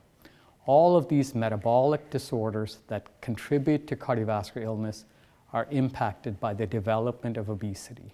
And we know that people that struggle with weight and are struggling with obesity have much higher rates of cardiovascular risk and cardiovascular complications. More than half of obese individuals develop high blood pressure. They're at a much higher risk for heart attacks, strokes, and heart failure. So we need to have a strategy to reduce that risk. But when we think about somebody's weight, we really have to think about two components of weight. There's what's called fat-free mass. So that's our weight that's due to muscles, bones, internal organs, and the water within our bodies. That's actually healthy weight. It keeps us strong and supports heart health. Fat mass, though, is the opposite. It's excess calories that we consumed that weren't burnt off, so they have to be stored somewhere. It starts to be stored as fatty tissue that builds up around internal organs, causes inflammation, and causes increased cardiovascular risk. That's what we need to thwart. So there's two types of fat. There's subcutaneous fat, fat that's just under our skin. It can be stored in our hips, thighs, arms, and buttocks. That is much less likely to cause harm. It's not as closely linked to the development of heart disease. What is much more harmful is visceral fat, deeper fat, fat that's stored primarily around our bellies. That starts to surround our internal organs, causes inflammation, which damages our liver, our pancreas, our blood vessels, and increases the risk for heart attacks, strokes, and heart failure. It's really that central obesity, that fat around our belly, that increases diabetes, blood pressure, cholesterol, and that damages our hearts. It promotes inflammation. That's what we need to target. It's not what you look like on the outside. It's really what it's doing to our internal organs. And what we've understood now is that obesity causes inflammation. And that's a central component of how obesity contributes to cardiovascular disease. Raises cholesterol, causes insulin resistance, so we are much more likely to develop diabetes, causes inflammation in various organs, including our blood vessels and our heart, causes high cholesterol, so the inflammation damages the lining of our blood vessels, and then cholesterol gets inside through that damaged blood vessel, causes plaque buildup, and increases our risk for heart attacks and strokes. But at the same time, it directly affects heart muscle. The fatty tissue and the inflammation that it causes directly damages heart muscles, makes them stiff, and much more likely to develop heart failure. So this is a chronic disease process that impacts multiple pathways, multiple ways in which it increases the risk for cardiovascular complication. Central to that, though, is inflammation. That's a breakthrough in our understanding of how obesity causes cardiovascular illness. Adipose or fatty tissue releases inflammatory mediators, things that cause inflammation, damaging our blood vessels and damaging our heart muscle cells. It causes plaque to build up inside the arteries, and that's the trigger to heart attacks and strokes. This is the scientific lay of how we think inflammation develops from obesity and increases risk of diabetes, heart attacks, and strokes. One of the things that we've started to understand just in the last couple of years is that not only does obesity cause plaque buildup and heart attacks and strokes, it increases significantly the development of heart failure. So heart failure is a condition where our hearts become stiff and don't pump efficiently. The muscle itself is not working as effectively as it should. So as a result, blood starts to back up, it causes congestion, makes us much more short of breath, and that increases the risk for heart failure. Weight reduction can significantly improve the symptoms of heart failure. And studies have shown that by managing weight, preventing obesity through lifestyle interventions, as little as 4 to 10% loss can reduce the risk of heart failure by over 20%. In some people, if diet and exercise are not enough, medications like semaglutide have been again shown to reduce weight by up to 10-15% and reduce the development of heart failure by almost 20%. But if people are a bit further along and they've already started to develop heart failure, it turns out that managing weight there, again, reduces progression of heart failure. If you follow a healthier diet and exercise and lose 10% weight, it improves heart failure symptoms significantly. And then again, where required, medications that help to reduce weight have been shown to reduce the progression of heart failure, reduce mortality and deaths from heart failure, and reduce the risk of being hospitalized with heart failure. So heart failure is something we now have effective strategies to both prevent and treat in people that are struggling with their weight. Again, it's not about what's happening to you externally, what you look like, it's what weight is doing to your internal organs, to your heart. That's the focus of what we're focusing on. So, how does weight loss reduce cardiovascular illness? Just as weight gain causes risk factors to go up, weight loss reduces those risk factors. As we lose weight, our blood pressure comes down, our cholesterol comes down, blood sugar improves, there's less insulin resistance. All of this reduces inflammation. And as we've talked about, inflammation is a central cause as to how obesity leads to cardiovascular illness. Weight loss is an effective strategy to reduce that inflammation. Weight gain is natural. As we've talked about, as we age, our metabolism slows down. If we continue to do the same things that we did when we were younger, eat the same and do the same amount of activity, we will all gain weight. That's natural. Weight loss is difficult. You need to reverse that. You need to have healthier diets, you need to exercise more. It's hard to lose weight, but it's achievable. We can do it. We need to develop effective strategies to reduce our weight, reduce the cardiovascular complications of obesity. And we have now learned effective strategies to help patients that are struggling with obesity. It always starts with a healthy lifestyle. That's the first step for all of us. We live in an age of over-processed foods. Foods that are very calorie dense. They just have way too much calories in them. And they're not healthy. They're not giving us nutrition, they're just giving us excess weight. And we need to increase our physical activity. All of us spend way too much time in front of a screen. We need to get out there, we need to be much more physically active. Some people require behavioral support, coaching, counseling. There are very effective strategies to help people that are struggling to stay motivated with their lifestyle. Seek out that counseling and coaching where necessary. A good trial of 3 to 6 months of lifestyle changes is warranted before we move past that to look at other ways to help people with obesity and reduce the risk of cardiovascular complications. But importantly, we have developed very effective medications if lifestyle interventions aren't enough to help reduce appetite, improve blood sugar and reduce the development of diabetes, and help support weight loss. Very effective treatment strategies have been developed. We'll talk a little bit about that. But sometimes even a healthy lifestyle and medications are not enough. And for those that struggle with severe obesity, if their body mass index is above 35 and they have health problems like diabetes and heart disease, bariatric surgery, both stomach sleeve operations and gastric bypass surgeries can help to reduce weight even further.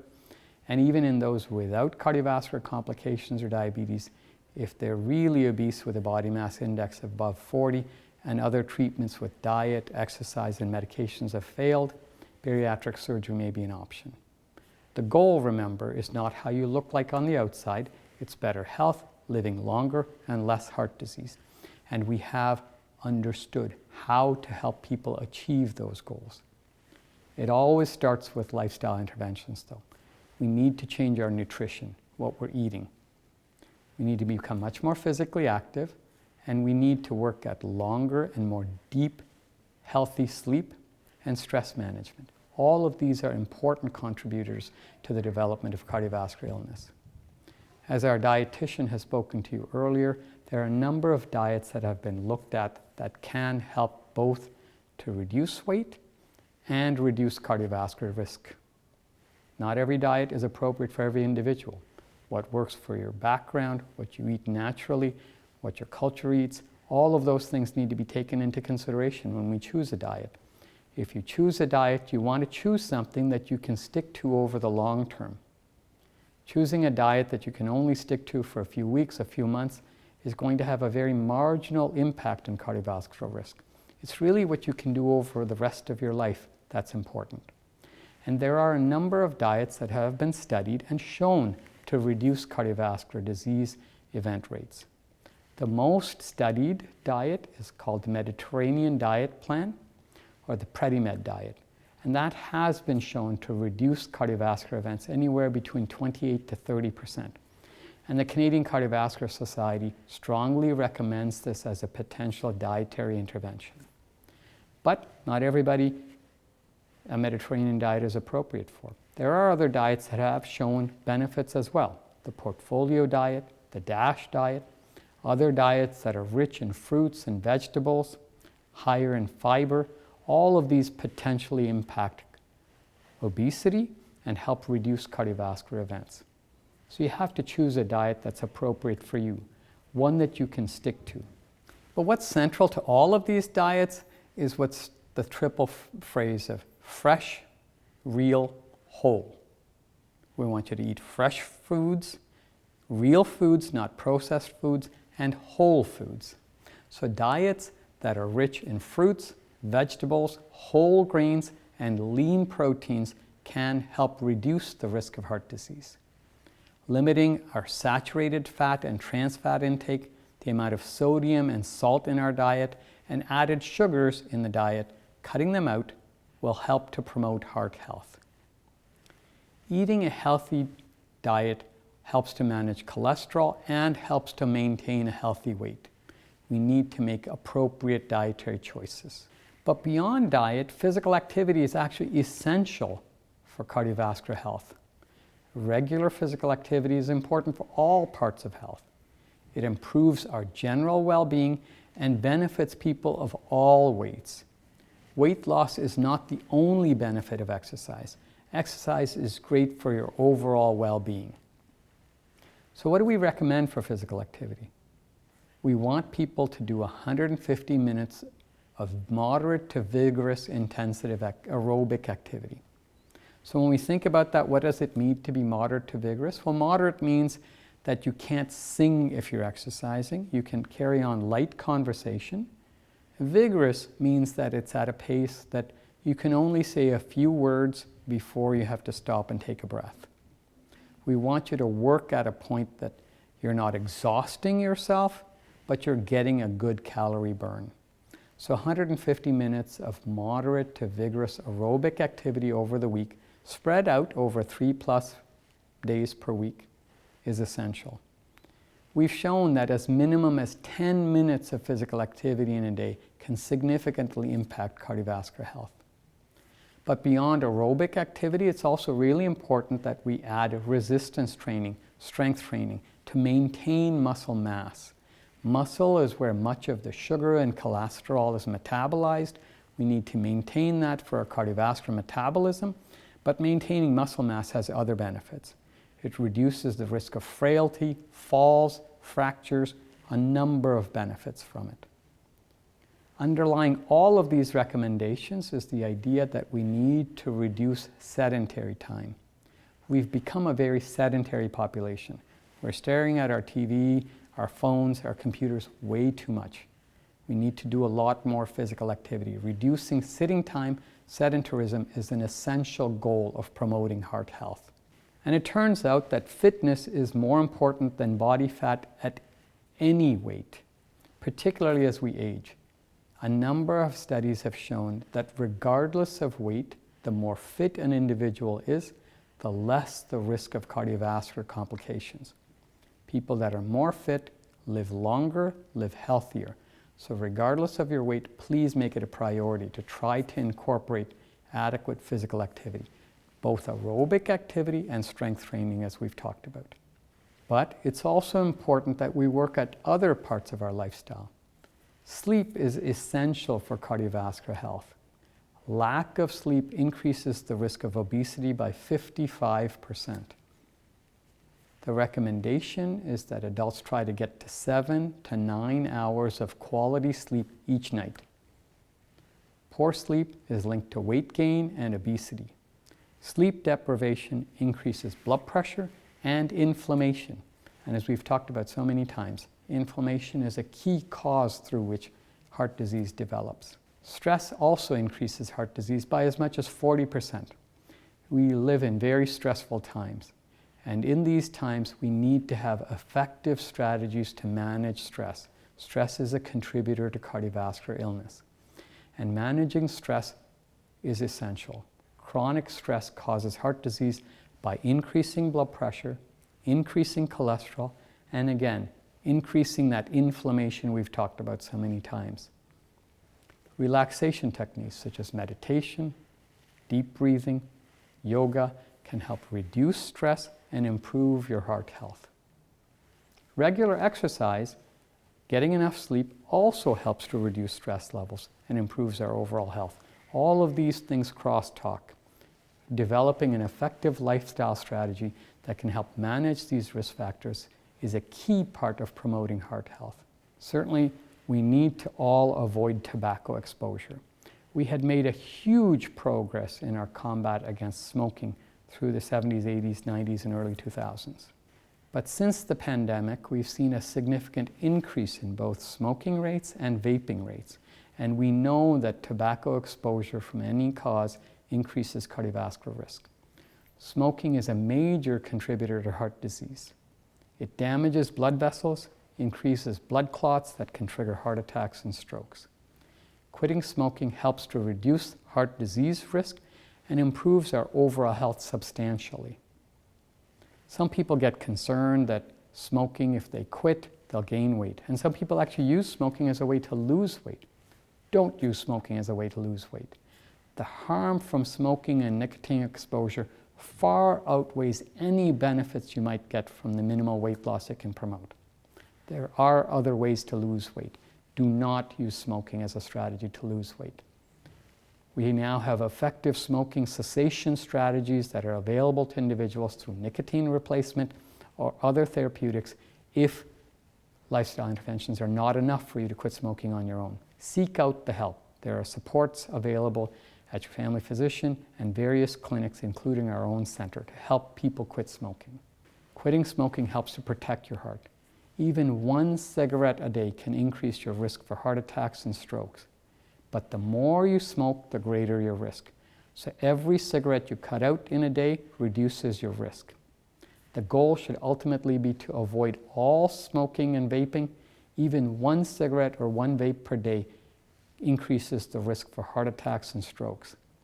So keep working at it. If you smoke, seek out resources, keep working at reducing it, and have a strategy and a goal to ultimately quit smoking. Seek out help to get you there. There are very effective strategies to help you, counseling available where required. People do get concerned that if they quit smoking, they've smoked for a number of years, they may gain weight. And that is true. When people quit smoking, they do gain a little bit of weight. But the benefits of quitting smoking far outweigh any weight gain you can have. Quitters, people who quit smoking, have a much lower risk of developing diabetes and cardiovascular events despite the weight gain they may have. A 25% lower risk of developing diabetes if you quit smoking, and a 50% lower risk of heart attacks, strokes, and heart failure if you quit smoking, regardless of what it may do to your weight. So please, put the effort in, make it a priority if you smoke or vape, to make that a change that you're going to stick to over the long term. There are ways to help avoid weight gain if you're trying to quit smoking. Stay physically active, as we've talked about. Try to get to 30 minutes of physical activity in most days, both aerobic and strength training.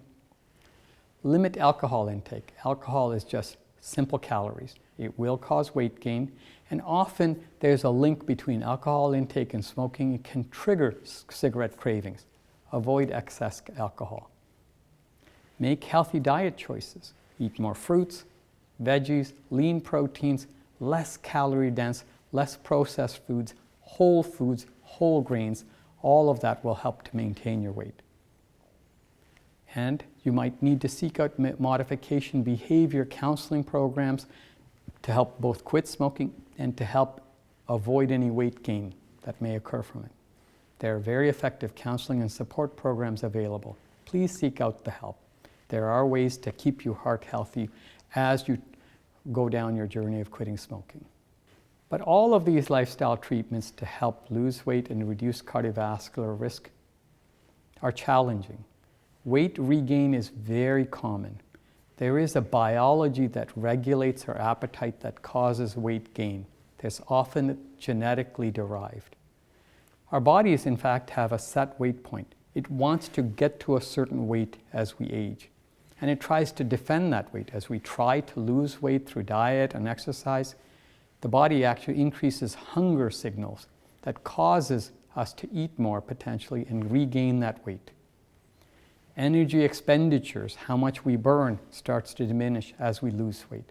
So the body tries to bring us back to the weight that we had before we tried to diet our way down. And we've all struggled with that cycle of weight gain, weight loss, weight gain, weight loss. We follow a diet, we lose weight, and then we gain it back.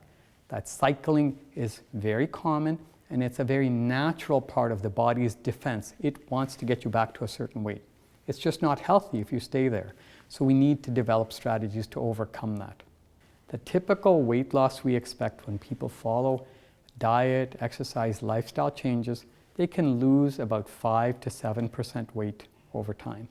For some people, that's all they need. But for others, where there is a significant risk for cardiovascular complications or where they're really struggling for weight loss to stay healthy, fortunately, we've developed very effective medications and strategies to help augment the effects of diet and exercise. And those types of medications to help lose weight can help lose as much as 15 up to 20% with some medications. Even that's not enough for certain individuals if they're really above their ideal body weight. And bariatric surgery can help reduce weight even further, reducing weight 30 to 40%, as we'll talk about. So there are multiple strategies to help people lose weight. Each of them have different efficacies. Lifestyle has some impact, up to 5-7%. Older medications, again, around that 5 to 7% weight loss. Newer second generation medications, third and fourth generation weight loss medications can reduce weight up to 20-25% with certain therapies. And where that's not enough, there are surgical procedures, gastric bypass surgery, gastric sleeve surgery, that can help reduce weight 20 to 40% in individuals that really require that significant weight loss. When medications are required, we now have developed very effective medication strategies that can help to reduce weight. Obesity Canada recognizes that there are 3 categories of medications that can help to lose weight. There are what are called fat absorption inhibitors that block absorption of fat from our foods. They've been around for a number of years. There are appetite suppressants that reduce the hunger signals from our brain. They've also been around for a few years. More recently, we've had breakthroughs in what are called GLP-1 receptor agonists, medications like semaglutide or tirzepatide, and a number of others that are in development. They slow stomach emptying, and they reduce the hunger signals that cause us to eat more. They promote fullness, and that has been a breakthrough in our understanding. Obesity Canada has a spectrum of options that they recommend to healthcare providers to look at what obesity is doing to that individual. What is it doing internally? What are their risk factors? How is it impacting their health? And then to choose therapeutics, if required, medications that would be specific to that individual. So if you're struggling with it, you need help, speak to your healthcare provider. There are guidelines and supports to help if diet and lifestyle are not enough. We've much better understood the biology of appetite and weight gain over the last few years. It turns out that there is a crosstalk between our gut, our brain, and our fatty tissue. Our gut produces what are called incretin hormones that regulate hunger. This signals the brain, which then releases other hormones that feed back on the gut, either increasing appetite so we eat more and gain weight, or reducing appetite so we're fuller and we don't eat as much. That feeds back to the fatty tissues that again produce hormones that talk to each other. So this axis of our gut, our brain, and our fatty tissue is really one of the ways through which weight gain occurs. But now that we've much better understood that, we've developed strategies to control those aberrant signals that can develop. One of the breakthroughs has been GLP-1 receptor agonists. These are therapies that are adjuncts. They're add-ons to what we do with our lifestyle. They don't replace diet and exercise, but they can help to augment that. They enhance satiety. They make us feel fuller. They reduce our hunger, so we just don't eat as much. And as a result, it improves our weight, improves our blood glucose levels, reduces diabetes, and reduces cardiovascular complications. That has been a breakthrough in our understanding of how obesity contributes to cardiovascular illness and how we can reduce those complications. So we talked about those incretin hormones, those hormones that our gut produces. Well, GLP-1 receptor agonists mimic those hormones. They supplement those hormones that our body makes. It curbs our hunger, helps us lose weight, and reduces cardiovascular risk. It reduces that risk by improving our glucose metabolism. So we're much less likely to develop diabetes or control diabetes if we are diabetic. It reduces blood pressure, it reduces cholesterol, all of which reduces inflammation. And remember, that's one of the mechanisms through which obesity causes damage to our blood vessels and our hearts. By reducing blood pressure, reducing cholesterol, reducing sugar, reducing inflammation, losing weight, all of this helps to reduce plaque buildup inside the arteries and reduce the risk of heart attacks, strokes, and heart failure. That has been a massive breakthrough in our understanding of both obesity and how to help people when they're struggling with that as a risk factor. And the studies with GLP-1 receptor agonists have been amazing. I've been fortunate to be a researcher in a number of studies looking at these therapeutics, and GLP-1 receptor agonists reduce cardiovascular events significantly. They reduce the risk of strokes, heart attacks, and protect our blood vessels. And the studies show that these therapies, where required, reduce major cardiovascular events by over 20%, including the risk of heart failure and cardiovascular death. So these are therapeutic options that are now available to us where required, where diet and exercise has not been enough, and we need to augment those lifestyle changes with pharmacological therapeutics. They are a breakthrough that can help us to reduce the cardiovascular complications of obesity. But for some people, diet, exercise, and even medications are still not enough to get to a weight that's healthy for their heart. And the largest sustained weight loss that we've seen comes from bariatric surgery. Bariatric surgery helps to reduce weight, it reduces diabetes, and reduces cardiovascular events. But it is big surgery. And because it is big surgery, we tend to reserve it for those where diet and medications fail. But if those things are not enough, and they're still at a significant risk for cardiovascular complications from obesity, bariatric surgery can help to reduce weight and over an extended follow-up, reduce cardiovascular complications from that inflammation that obesity is causing in our blood vessels. So what we have learned from these various studies of lifestyle, medications, and bariatric surgery for weight loss is that weight gain causes a number of risk factors to accelerate, but weight loss modifies those same risk factors, the risk of blood pressure going up, the risk of cholesterol going up, the development of diabetes, and the development of inflammation. Weight loss reduces all of that. Treating obesity through whatever strategy, lifestyle, medication, or where required bariatric surgery, improves cardiovascular outcomes by modifying those risk factors and those risk pathways. Ultimately, the big picture is obesity is closely linked to the development of heart disease. Excess body fat affects our internal organs. It increases the risk of blood pressure, diabetes, cholesterol, and inflammation. All of those things damage our blood vessels, damage our heart muscle, increase the risk of heart attacks, strokes, and heart failure. But it turns out even modest weight loss, 5 to 10%, significantly improves heart health. Ultimately, though, it's about sticking to whatever weight loss plan that you adopt. It's a long-term goal. That cycling of weight gain, weight loss with extreme diets is not healthy. We want people to work at keeping the weight off and reducing their cardiovascular risk over the long term. Even medications like GLP-1 agonists that help people lose weight, if they stop the medication, the weight comes right back and their risk starts to go up again.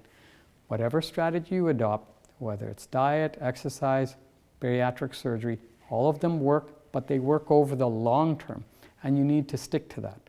Medications don't work on their own. If you take medications but you're not following an appropriate diet, you're not exercising, you can out-eat any medication. And it's really adopting a healthy strategy to reduce weight, reduce cardiovascular complications, and stick to it over the long term. That's the key to cardiovascular risk reduction, prevention of heart attacks, strokes, and heart failure. So, I'm going to stop here. I'm going to ask you, the audience. We've talked about a number of things today. What lifestyle changes have you decided you're going to make to improve your heart health and the health of your family and community? We talked about those SMART goals earlier. What SMART goals have you set? What are going to be achievable goals that you want to get to over the next few weeks, months, and over the long term? This is about action. We're not here just to talk. We're here to do things to stay heart healthy. Please make sure you make those SMART goals. And remember, we need your feedback. Please reach out to us. Tell us how we're doing, how we can convey these messages more effectively to you. We look forward to your comments and your feedback each year. So my key take-home message is obesity is a complex chronic disease. It's not what you look like on the outside, it's what's doing to our internal organs. It significantly increases cardiovascular risk, but we have developed very effective modern treatment strategies through diet, exercise, lifestyle changes, where required medications, and even surgery in those that require it. These therapeutic options have significant impacts on weight loss, but importantly help to keep our heart better protected. That's our goal. So the 5 most important things you can do for your heart: move more. As we've talked about, you need to try to get to 150 minutes of moderate to vigorous aerobic activity per week, including some resistance and strength training. We need to eat a heart-healthy diet, less processed foods, foods that are rich in fruits, vegetables, and whole grains, and healthier fats. In these stressful times, we need to develop strategies to manage stress and to get adequate sleep. And for those that smoke, we need to seek out help to quit smoking and vaping, since they significantly increase the risk of cardiovascular complications. By adopting these strategies and seeking out help where necessary, we can help to overcome the increased risk of heart attacks and strokes that we're seeing in our population. All of these changes that we want you to make, though, diet, exercise, smoking cessation, stress management, sleep, all of them work by reducing our risk factors. So I want you to jot these things down. These are the targets that I want you to try to achieve to keep your heart healthy. Check your blood pressure regularly and control your blood pressure. Try to keep your blood pressure below 120/80. You can sometimes do that by reducing the amount of salt, increasing your physical activity, getting better sleep. If you have sleep apnea, bring that under treatment. But if you need, start medications that are prescribed to you by your healthcare provider, but stick to it. These are long-term preventions. Know your cholesterol. Remember, LDL, the bad cholesterol, is what gets inside the blood vessels when they become inflamed from obesity, smoking, or whatever is damaging those blood vessels. Cholesterol gets inside and causes the plaque. Keep your LDL, the bad cholesterol, low. Ideally, try to get that LDL below 1.8 and keep it below 1.8 over the long term.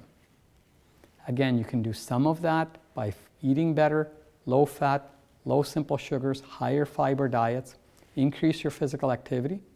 But for many of us, high cholesterol is a genetic issue where our bodies are producing too much cholesterol. We're genetically programmed to make too much cholesterol. That will lead to plaque buildup. So if you've been prescribed a medication for cholesterol, please stick to it. This is, again, a long-term goal. You have to keep that cholesterol very low so it doesn't lead to more plaque buildup. Manage your blood sugar. If you become diabetic, make sure you monitor and test your sugar regularly and follow the targets set by your provider. Each individual will have a specific target for the blood sugar levels in their blood that their healthcare provider may want you to try to achieve.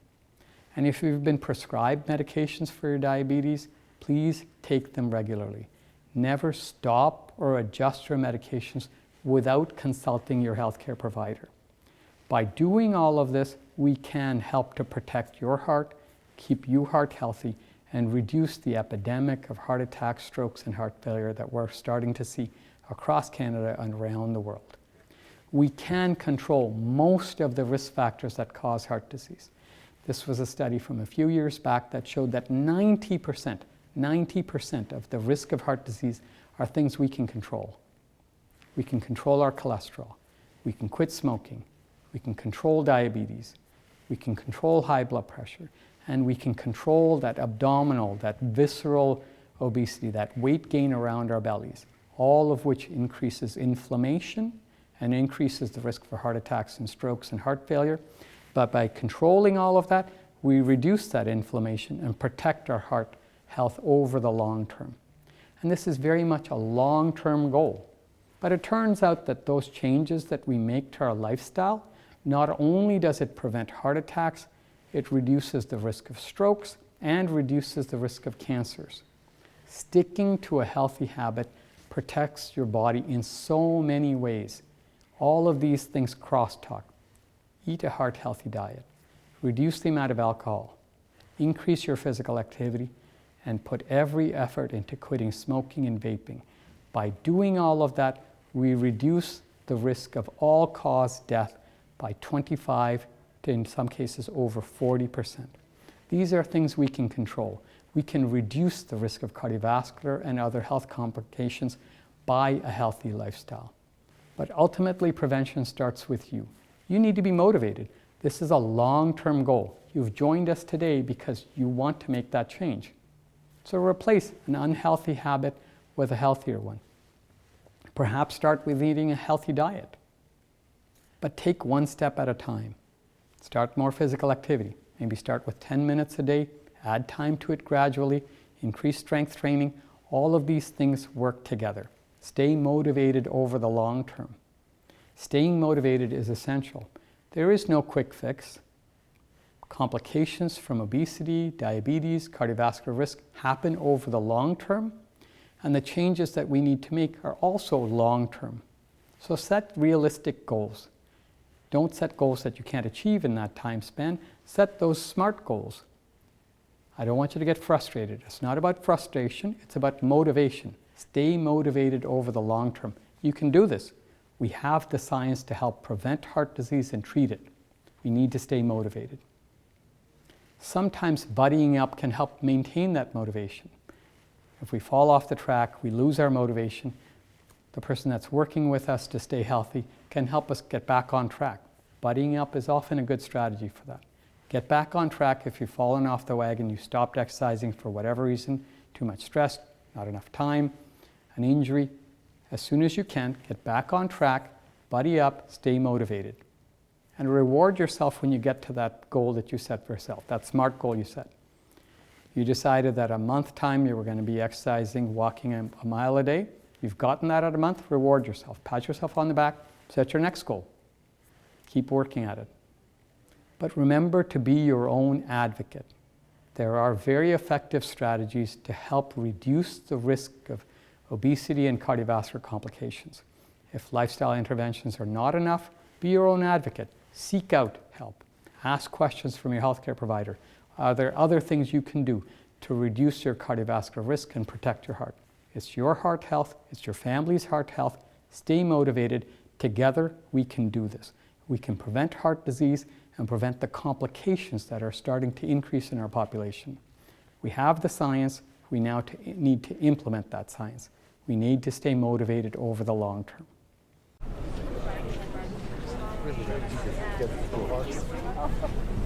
That was a dramatic part of it, and then I think Dr. Hill, yeah. I just want to let you know I'm not actually an interviewer. I had a stroke. Oh, you did? Thanks to you and the work of your team, I have my independence back. I was able to walk my daughter down the aisle on her wedding day. Thank you for giving my children their mother.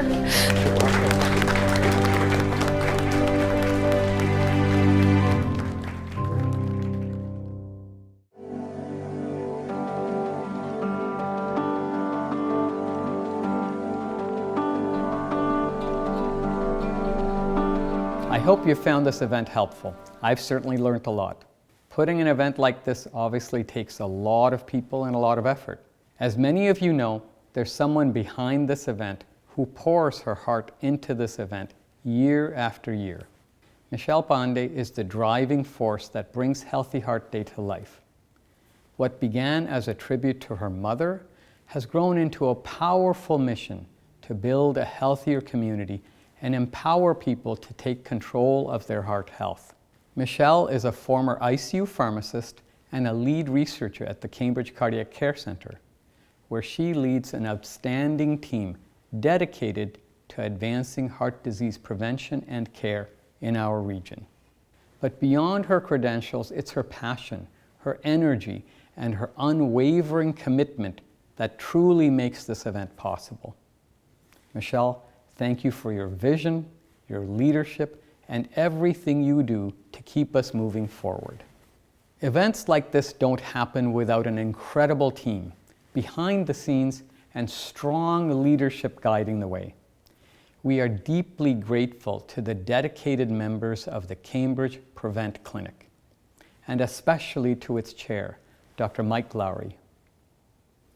Dr. Lowry is the former Chief of Staff at Cambridge Memorial Hospital and a former compliance supervisor with the College of Physicians and Surgeons of Ontario.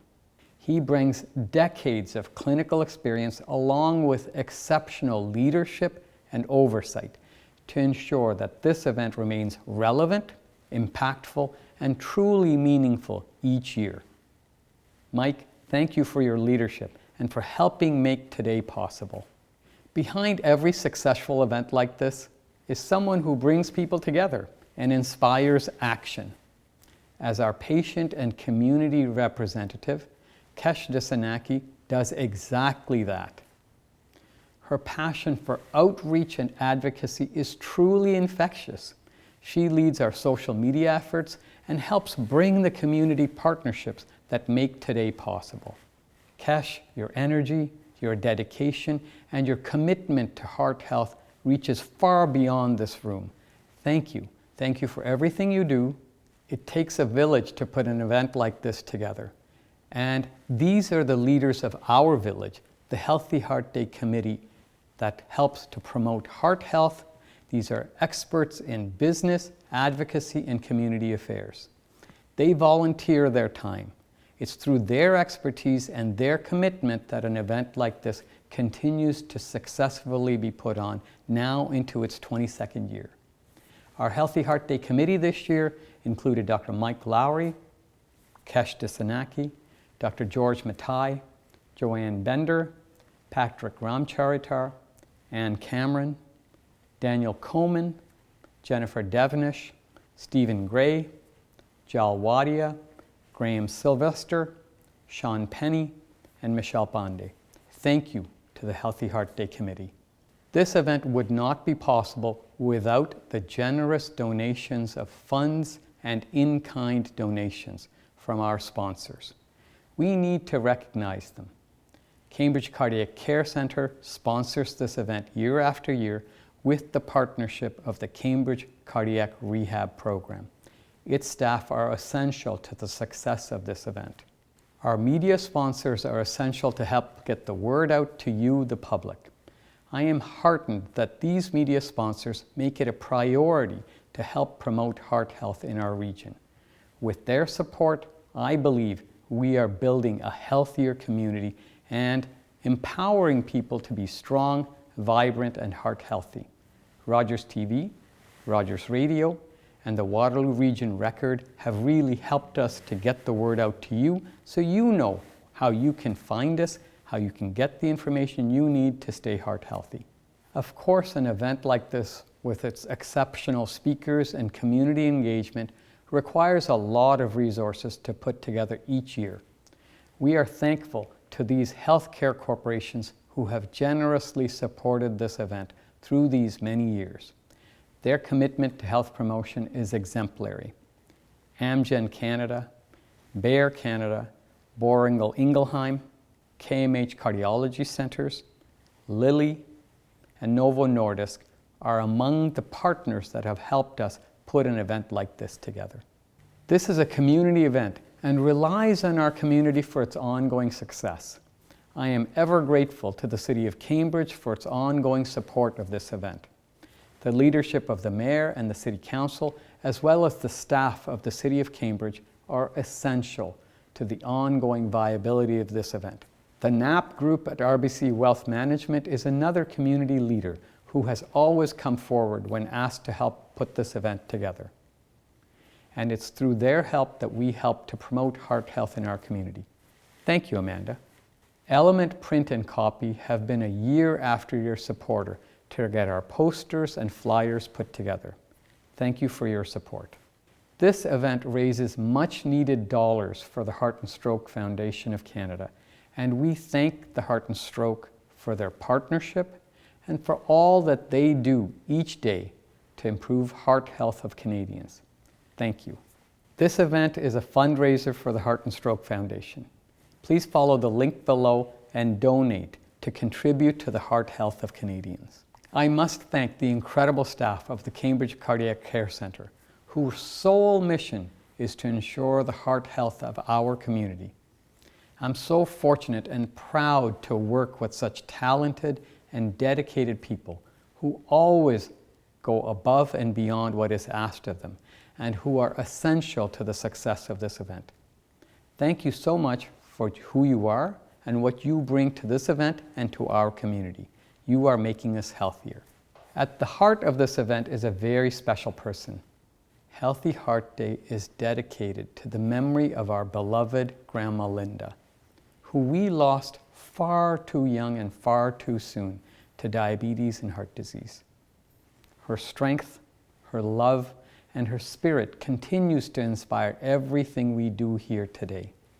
She is the reason we came together to raise awareness, to take action, and to help others live healthier lives.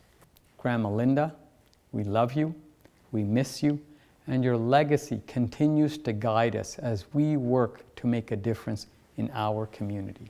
Finally, you, the participants of this event, for staying with us, for giving us your time, and for making it a priority to improve your heart health and the health of our community. It's for you that we put this event together each year, and it is you who inspires us to make it better each year. Please take the time to send us information, what worked, what didn't work. Follow the links below so we can make this event better next year. I hope we have lived up to your needs and expectations. Please join me again next year for our 23rd annual Healthy Heart Day. I promise it will be an even better event. Until then, stay safe, stay well.